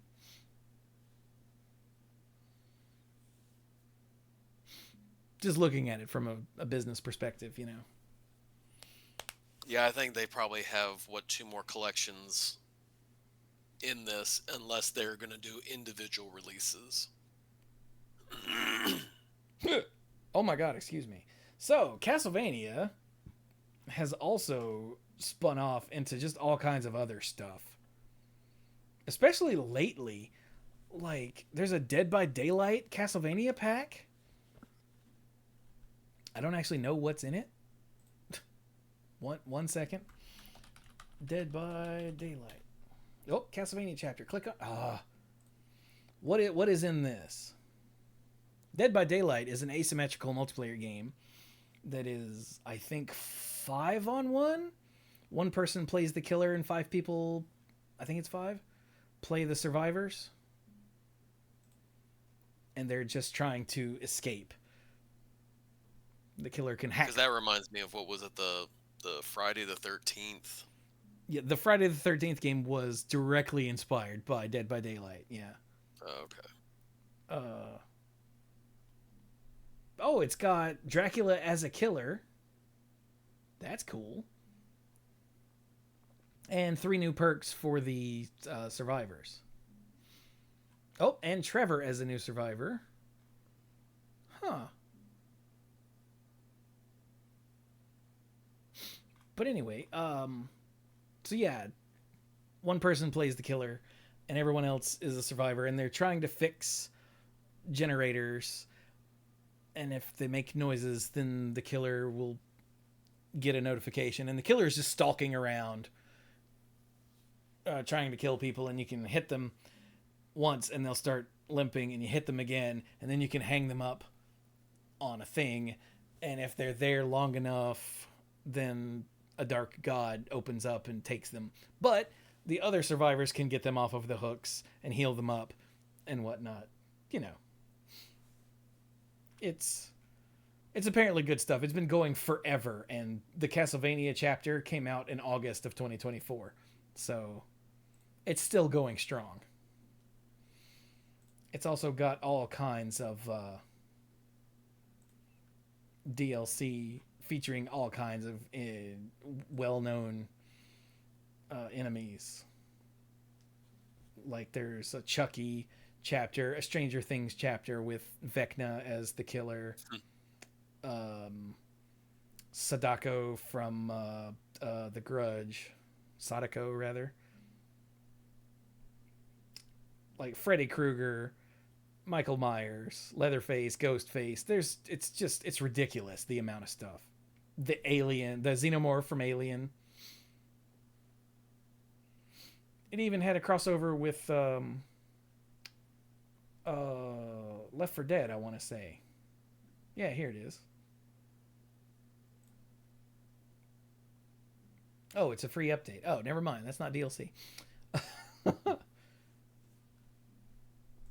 So, yeah, it's, like I said, it's a thing that's been going for a hot minute. When did it release? 2016. Still going strong. So it makes sense that this would cross over. Dead Cells, which is a roguelike Metroidvania,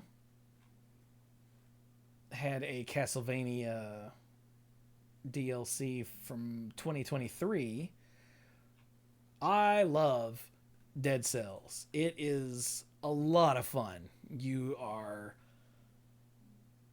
a spirit or something that inhabits a corpse, and you're trying to make your way through the world and collecting power-ups and weapons and killing enemies and blah blah blah. Each section has a boss, and then you move on to the next one, and yeah, it's a lot of fun. And the DLC has like a whole new, like 2 new biomes, 3 new bosses, a new storyline, a bunch of new Castlevania enemies, a bunch of new Castlevania weapons, outfits to unlock, stuff like that. And because it's already like a Castlevania type game, you know, it's a Metroidvania, it's gothic and spooky, you know. Right. Then that's also just a perfect fit. Just throw in some Castlevania weapons and music and levels, and boom, you're good to go.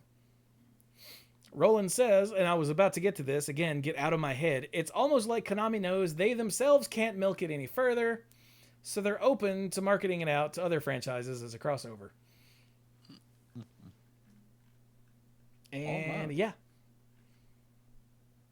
Konami doesn't want to make more Castlevania. Capcom doesn't want to make more Mega Man. I'm just... Yeah. It's terrible.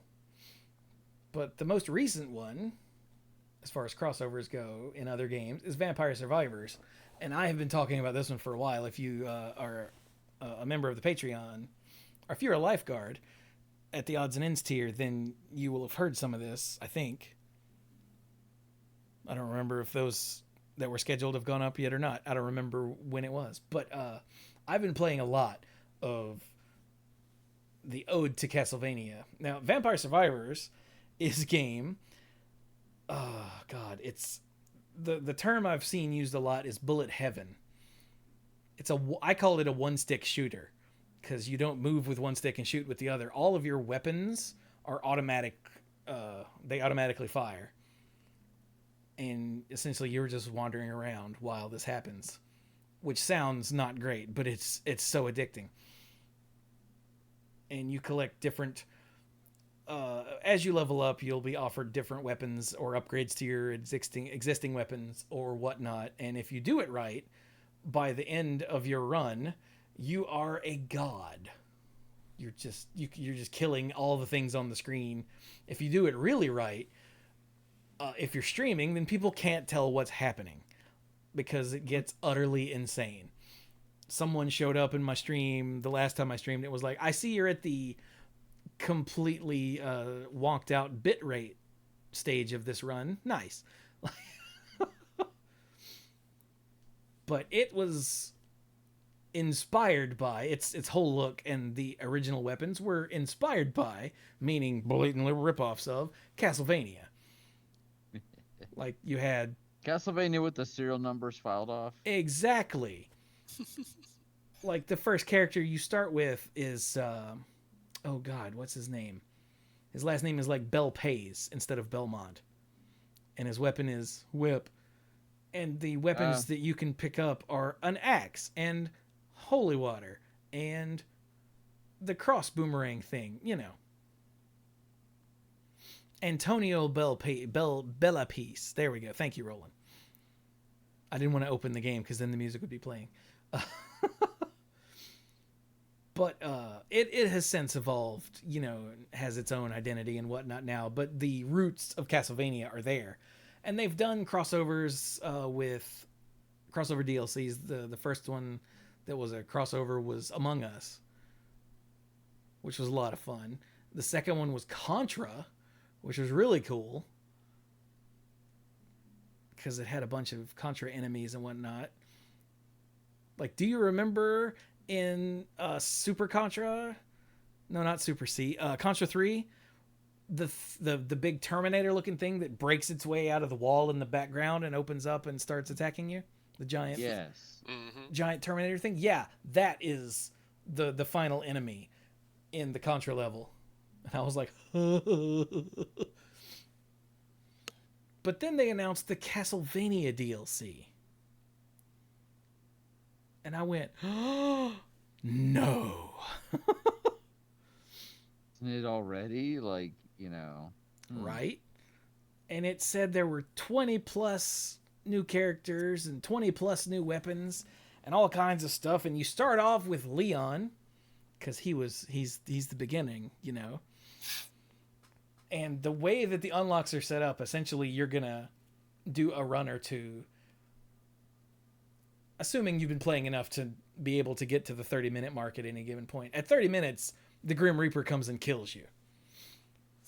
And the first time that happened, I almost died because I was laughing so hard. Because I was like, oh, it hit 30 minutes. And I was like, blah. The Grim Reaper just showed up and was like, you're done. I'm like, what the hell do you mean I'm done? But anyway, Stuff and go. you assuming that you can do that, you know, you're going to do at least essentially one run with every character. And if you can figure out how to, or look up how to evolve their weapon, you'll unlock them and their weapon and like another character. And you'll just keep going. And it's all set up to where your final unlock will be Richter.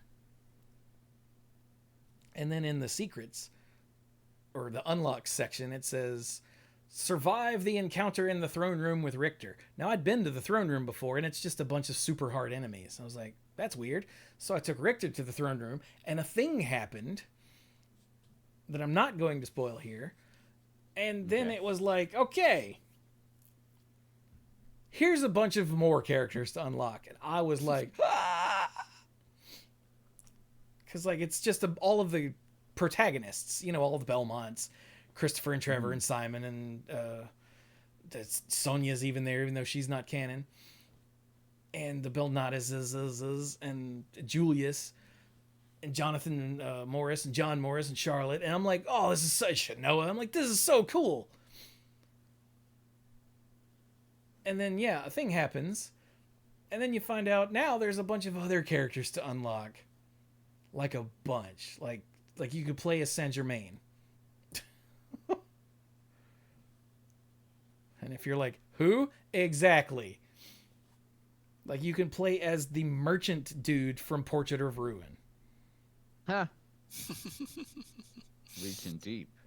And you can play, like I said earlier, you can play as Sarah, who is Leon's fiance who gets snatched, and when she dies, she evolves the alchemy whip into the vampire killer. Like, how? That's so great. And there's so many like in jokes based on the thing with Sarah. You know, if you know the story, then you'll read that and go, "Ha!" Mm-hmm. And there's so much. Oh my god, the remixed music. They've got all of the Castlevania. Like each character has their own tune, and there's so much amazing remixed Castlevania music. Oh my god, mwah. Chef's kiss. It is glorious. And I'm not done. Like I've done since the thing happened, I've done another 2 or 3 streams and unlocked a bunch more characters. And I'm not even close to done. That DLC is so worth it, and it's like $4 or something stupid like that. Like it is nothing. Yeah, it's $4 currently on sale for $3.39. But all of their other DLCs were like 2. People were like, "Oh, this one's double. Must be for the license." No, it's for volume. Jesus. Like I unlocked the Ebony and Crimson Stones on my last stream and had no idea what the hell that was until while we were doing this show, and I saw they came from Curse of Darkness. And I was like, "Oh. That's cool." Apparently they allow several of the characters, including Dracula, to evolve or to transform if certain conditions are met. I don't know what those conditions are. I haven't played again since I unlocked them, but it's really cool how they've managed to weave all of the Castlevania stuff into this game that started off as being extremely inspired by, as far as the look goes, Castlevania. Mm-hmm. And rather than, oh, well, here's a few characters. And no, they put serious effort into it. And I dig it, in case you can't tell. Am getting a sense of that, yes. Yeah. But I think that's all I got. What else is there for Castlevania stuff you guys want to talk about? I mean, we've covered all the games, Yep. and it's late. We've gone over the anime, we've gone over appearances in other media. There has yet to be a Castlevania live action movie, which may be for the best. Yeah. But Just watch Van Helsing. That's pretty much a Castlevania live action movie. yeah, Hugh Jackman is Simon Belmont, except Gabriel, except wait. He would actually, at least at that point, he would have made a good Gabriel because he looked just like him. Yeah. But I don't know if it needs any more, like any live action thing. I think that would probably be misguided. Oh, yeah. I think it would. One of the other things I wanted to talk about when it came to the games themselves, and we've kind of discussed this throughout, but the impact and the lasting legacy of Castlevania as a game series. And keep in mind, it was the original Castlevania was one of the first side-scrolling games. It's right up there with Mario, except again, instead of jumping on mushrooms, you whip stuff. So, haha. But then, as the series went on, as we've said, there's a reason why Castlevania is half of Metroidvania, because these games really helped shape a whole literal entire genre or subcategory of video games. So, Castlevania has had a tremendous impact on the video game industry, not just from its playstyle, but its art, its direction, how it kind of portrayed some of its characters, from the protagonists to the mobs to the bosses. The fact that they are referenced so much in other titles and DLCs, I think is a testament to what the impact the series has had and what it stands for. Does that make sense? Yeah. So, and I mean, I love me some good swords. Protagonists wielding a sword, though, are, I would say, a literal dime a dozen, but it's more like there's a bajillion of them. Swords are cool. There's a reason why, sword fights in movies are popular because they're dynamic and they allow you to show two characters, two actors really kind of going back and forth and the skill. But how many characters do you know where the whip is the main instrument? Almost none. You Yeah, got it's like the Belmonts Belmonts and Indiana and Jones. Indiana Jones. Yeah, literally same mind. And that's it. That's it. So, yeah. Oh, and And Mistress as I said Dominique last at time, oh, never mind. Nothing. no, that's no, not gonna go there. Um, but and then the whole like how many games use hearts as ammunition. So yeah, I think we've hit on a lot of the stuff I want to talk about. It's not just about me, but I think we've touched on a lot of the stuff that I wanted to bring up in the course of our discussion. Oh, I should bring up, if you have any interest in playing like a modern Castlevania game, Bloodstained. Bloodstained Ritual of the Night is literally Castlevania with the serial numbers filed off. It's by Koji Igarashi. It was one of those huge kickstarted games back in the day. It's still getting content. Like just recently, I think you they mentioned it released last week. a free patch with a new playable character, and I was like, "What the hell?" Yeah. But yeah, it uses a bunch of the same systems from the GBA and DS games. Like you collect what are essentially souls that give you new abilities and whatnot. Yeah, I played a bunch of the games, and then I played Ritual of the Night, and I was like, oh, that's where this comes from. And then if you want your classic Vania, but in a modern style, there's Bloodstained Curse of the Moon. Curse of the Moon is one of the best. It is the best classic Vania game, bar none. It is what Castlevania 3 could have been with better hardware. Because you start as your vampire hunting. Well, they're not vampires, they're demons or whatever. Serial numbers filed off, but you started, I think his name is Zangetsu, and then you get Miriam, who is the main character in Ritual of the Night, and then you get Alfred, who is your mage, essentially your Sypha, and then you get Jeeble, who is your not Alucard. But unlike Castlevania 3, where you can only have one of them, you have all four of them, and you don't lose a life until all four of your characters die. So if you fall in a pit with this one, and then Alfred takes all the damage and dies, you've still got, two left on that life to keep going as far as you can. And I have played through Curse of the Moon so many times, trying to get all the achievements. I think I've still got 2, maybe 3 left to get, because it's 8-bit style. Like the graphics are 8-bit style, and it's so good. And there's a Curse of the Moon 2 that I haven't even played yet. This apparently is even better. So, yeah, by all means, if you're like, I kind of like these, but I want something more modern, Bloodstained. They are just Castlevania games.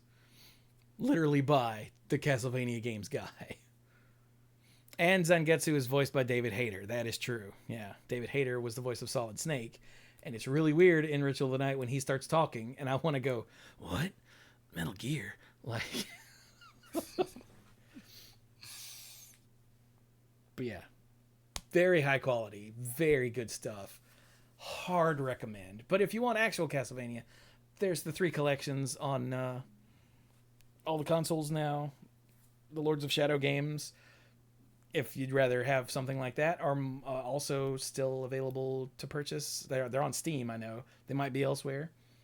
the other consoles. I have no idea what's on console stores anymore. So yeah, there's a lot out there. I love Castlevania. Which is why it awesome floors stuff. me that this show was not my idea. This was Brian and Dirk. Every now and then we come up with a good one, don't we, Dirk? So anyway, do we have any, like I said, sorry to jump into that. I just realized, crap, we didn't talk about Bloodstained, which is literally just Castlevania. You did last week, but it fits in this section again when we're talking about the legacy of it. But I think we basically covered what I had in mind. What about you, Dirk? Pretty much everything I could think of. And then some? Oh, one other shout out in terms of callbacks and everything is the Castlevania stuff on Smash Brothers. True? Oh, God, yeah. Simon and Richter were in Smash Ultimate. Mm-hmm. Yeah. And so was Dracula there, as a like- boss. Yeah. Wasn't he in the like single player mode? I haven't played that version of Smash yet. So maybe I'll be doing that sometime in the future. But didn't it have a rather expansive single player mode, story mode? Yeah. I got to what I thought was the end, and it turns out that's the halfway point. I was like, excuse me? Sort of like the Castlevania DLC for Vampire Survivors. Got to the end, I was like, yeah, I'm done. You're not done. Ah! I really enjoyed Simon and Richter in that game. They're essentially the same character. Richter is what you call an echo fighter of Simon. Uh-huh. Some of their stats might be slightly different, but they're basically the same. And yeah, I really enjoyed them. I've never been good at any Smash games, but they're fun to play. I know that there are people that are good at them. I know that it actually is some versions of it, especially like Brawl, Melee. are an actual esport. Melee? Yeah, Brawl was the one that introduced the like tripping mechanism, and professionals didn't like that, so Melee's the big one. But for me, it's just fun, and I've never been very good at it either. I'm not terribly good with the timed hits and stuff like that. I just like, playing as random characters and getting in ridiculous situations. So, yeah. Pretty much, yeah. Mike, So you got does anything else? No, not on this topic here. Fair enough. Well, to wrap up the Castlevania thing, then I will just say that the vibe of Castlevania, the dark gothic fighting monsters and all of that has always just been my jam. And the music, oh my god. I know I said this on the last episode, but there are some Castlevania tracks, Bloody Tears being the most notable for me personally, that are just amazing. They're so good. Mm-hmm. And like Castlevania has been a major influence on gaming throughout a large chunk of its lifespan until, Konami decided they were done making video games. And it's I'm really glad, as much as I give Konami crap, I'm really glad that they're re-releasing these old games in ways that new people can play them, that are convenient. Like I have them on Steam now, so I will play them forever. Thanks to Roland, he's the one who got me the Dominus collection. And I'll be sure to poke you when I decide to start streaming those games. But there's just so much good stuff spread across several different flavors of game. And like if you're into lore, there's a bunch, and if you're not, you can completely ignore it and it's fine. Yeah. Like if you want Pink-haired man go whip whip smash. exactly, like if you want something that is short and sweet There's the level-based games if you want something that's longer and more involved. There's the later Metroidvanias. There's the 3D games if you're feeling adventurous or nostalgic or whatever. And there's even the Lords of Shadow stuff if you want something more modern and in your face. So, Yep. Yeah, I'm So glad much that. there, yeah. And then there's the show, of course. Don't forget, go watch if you have Netflix or have a pirate hat. Go watch the shows. They're except for season 3 of the first show, they're well worth it. And season 2 of Nocturne is releasing in about a month. Oh yeah, I gotta watch that. Like the first season, I still haven't. Yeah, you should get on that. But yeah, I'm a huge fan, and I think there's a lot of good there to be found. Some of it is kind of whatever, but there's a lot of it that's just really good stuff. So to celebrate this holiday season, by the way, this is almost certainly the last show of the year. So to celebrate this holiday season and the new year, go out and play you some Castlevania and whip some vampires. Yeah. Yeah. But anyway, how about some final thoughts, Dorks? Because I get the feeling Dirk is about to fall out.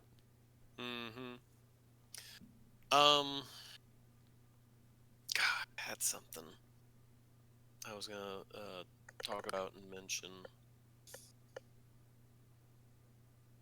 Was it monkeys? Now it's fallen out of my head and everything. I've got a brief final thought, and I'm curious what Dirk thinks about this. So, I've got the computer up. I'm facing it, and I have it the Twitch channel up, so I can see the chat, and I'm looking at the graphic, and it's getting late for me too, and I've enjoyed the conversation, but at one point my eyes unfocused just a bit, and I got really confused.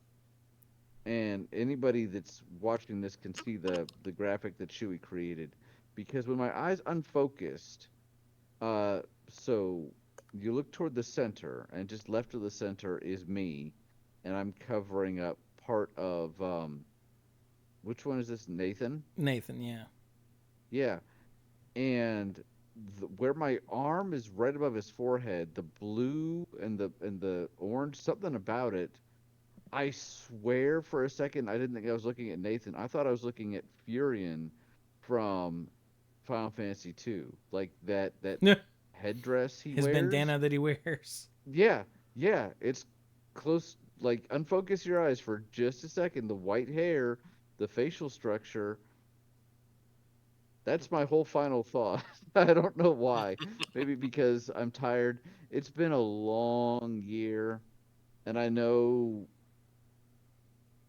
people are concerned about the future of the world, of the United States, of the gaming industry, of all sorts of stuff. What will Wizards do next year?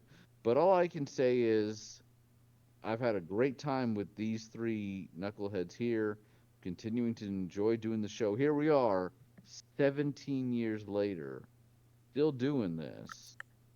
And we don't always talk about Magic. We talk about various things, but it's been a pleasure doing this with you guys. And on the Magic front, 2025 is going to be the year of Final Fantasy, and I'm okay with that. I am very okay with that. So Yeah. that's my final thought, and I am not actually Furion's head. You sure? I think. I don't know. Might have to start questioning that now. That's my whole final thought. Dirk, did you remember what yours was supposed to be with that time I bought you? I think I just was looking at some of the games and everything, and I did do my the Steam rundown, like the thing where they run down, oh, this is what you did, this is all your features this year and everything, and there was a couple that I was just mystified about. Apparently, Total War Warhammer 2 is the one I played the most of, and number 2, Kingdom Hearts. Ah. Yeah, that makes sense. Yeah. So it's like what you are what you play, So it gives a little spider graph and everything, and the two areas is relaxing mechs. Because I played a lot of BattleTech and Mech Warrior 5 clans, which I cannot say anything less than glowing about. It is a really fantastic game. I'm going to say that's my final thoughts and everything. Nice.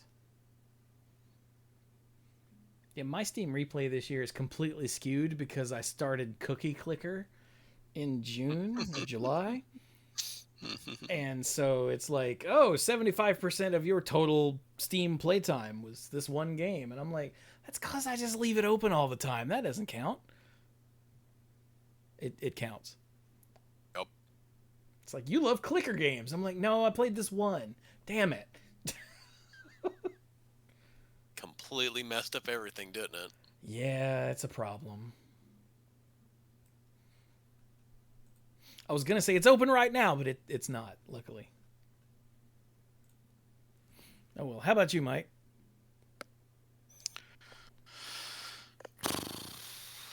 I agree.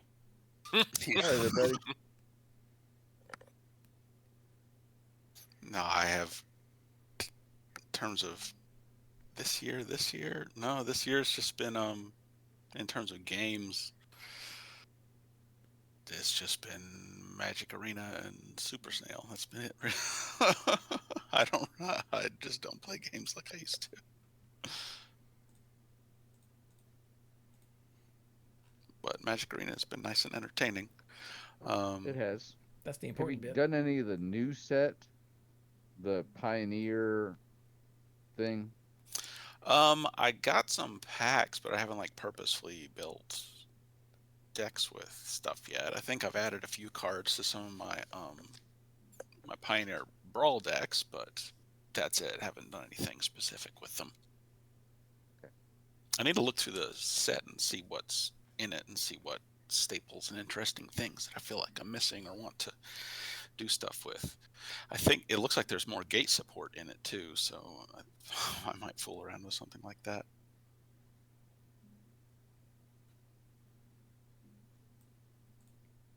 Wait, gate like the land subtype? Yes. Oh. I was trying to figure out if that was a game mode or what. I was really confused. No, yeah, more gate stuff. Isn't Maze's End Foundations? Hell, I don't Mazes know. and his end foundations, yeah. Okay. Foundations has a metric ton of cards. So.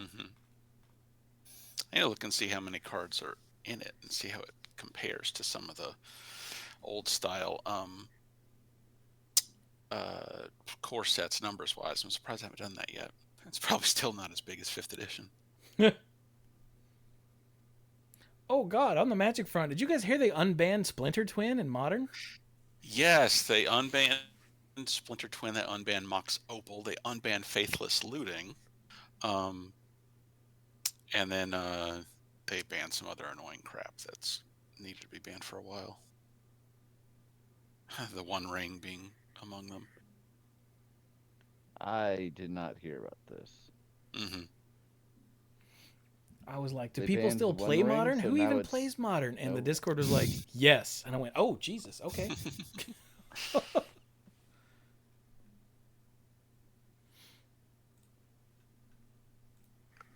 That'll be all the coverage that gets on this show, so yay. Yeah. There you go. Yeah, when I saw Faithless Looting come off, I'm like, maybe I could rebuild my Seismic Assault deck? Because not having Faithless Looting just really killed it. You But I shot don't that know. deck in the face, yeah. Yeah, I know. There's just so many other many other things that have been printed since then that just outclass the cards that are already in the deck, or strategies that just outclass what the deck can do. I don't know. But then again, that deck could hold its own against OG Splinter Twin, so who knows? I don't know. But I would have to find a place to play first. Yeah, that's part of the trick, isn't it? Lord. So is that it for you then, Mike? Yes, it is. All right.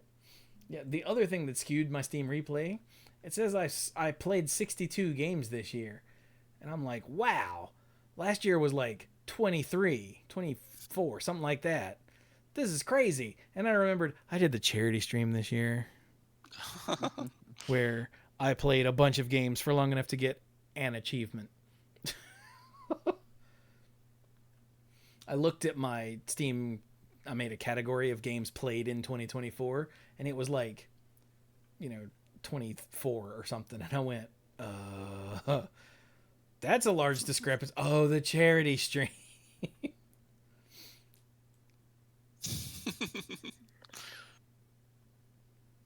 So, yeah. I played a lot of Rogue Book. I got all the achievements on a game called Free Cell Quest, which is just what it sounds like. Played a lot of Hitman, Final Fantasies 4 and 5, Vampire Survivors.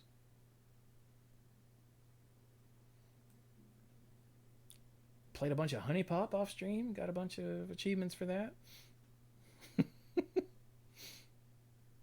Shut up.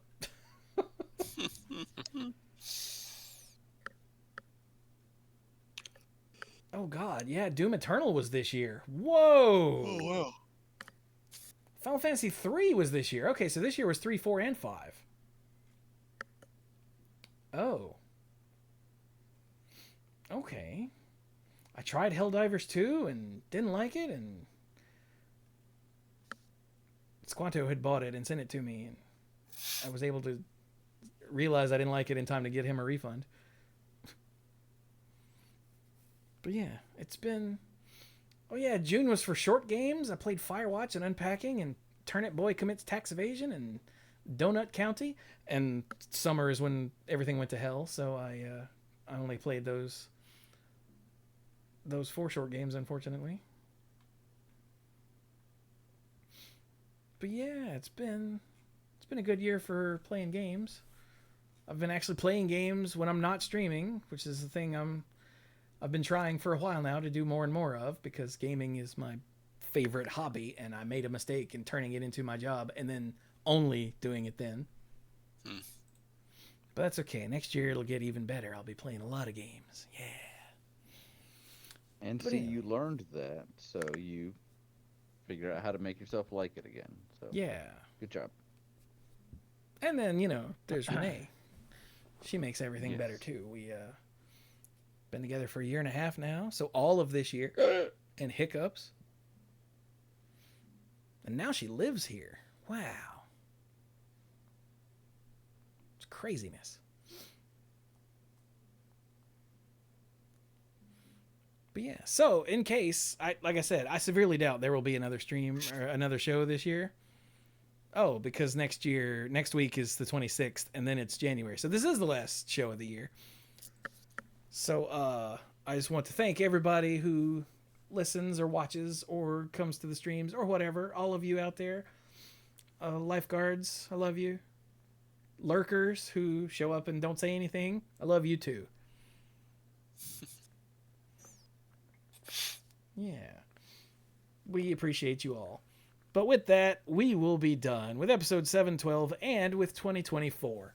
So I hope everyone has a good holiday season. Don't let the existential dread for the future, if you live in the U.S., get you down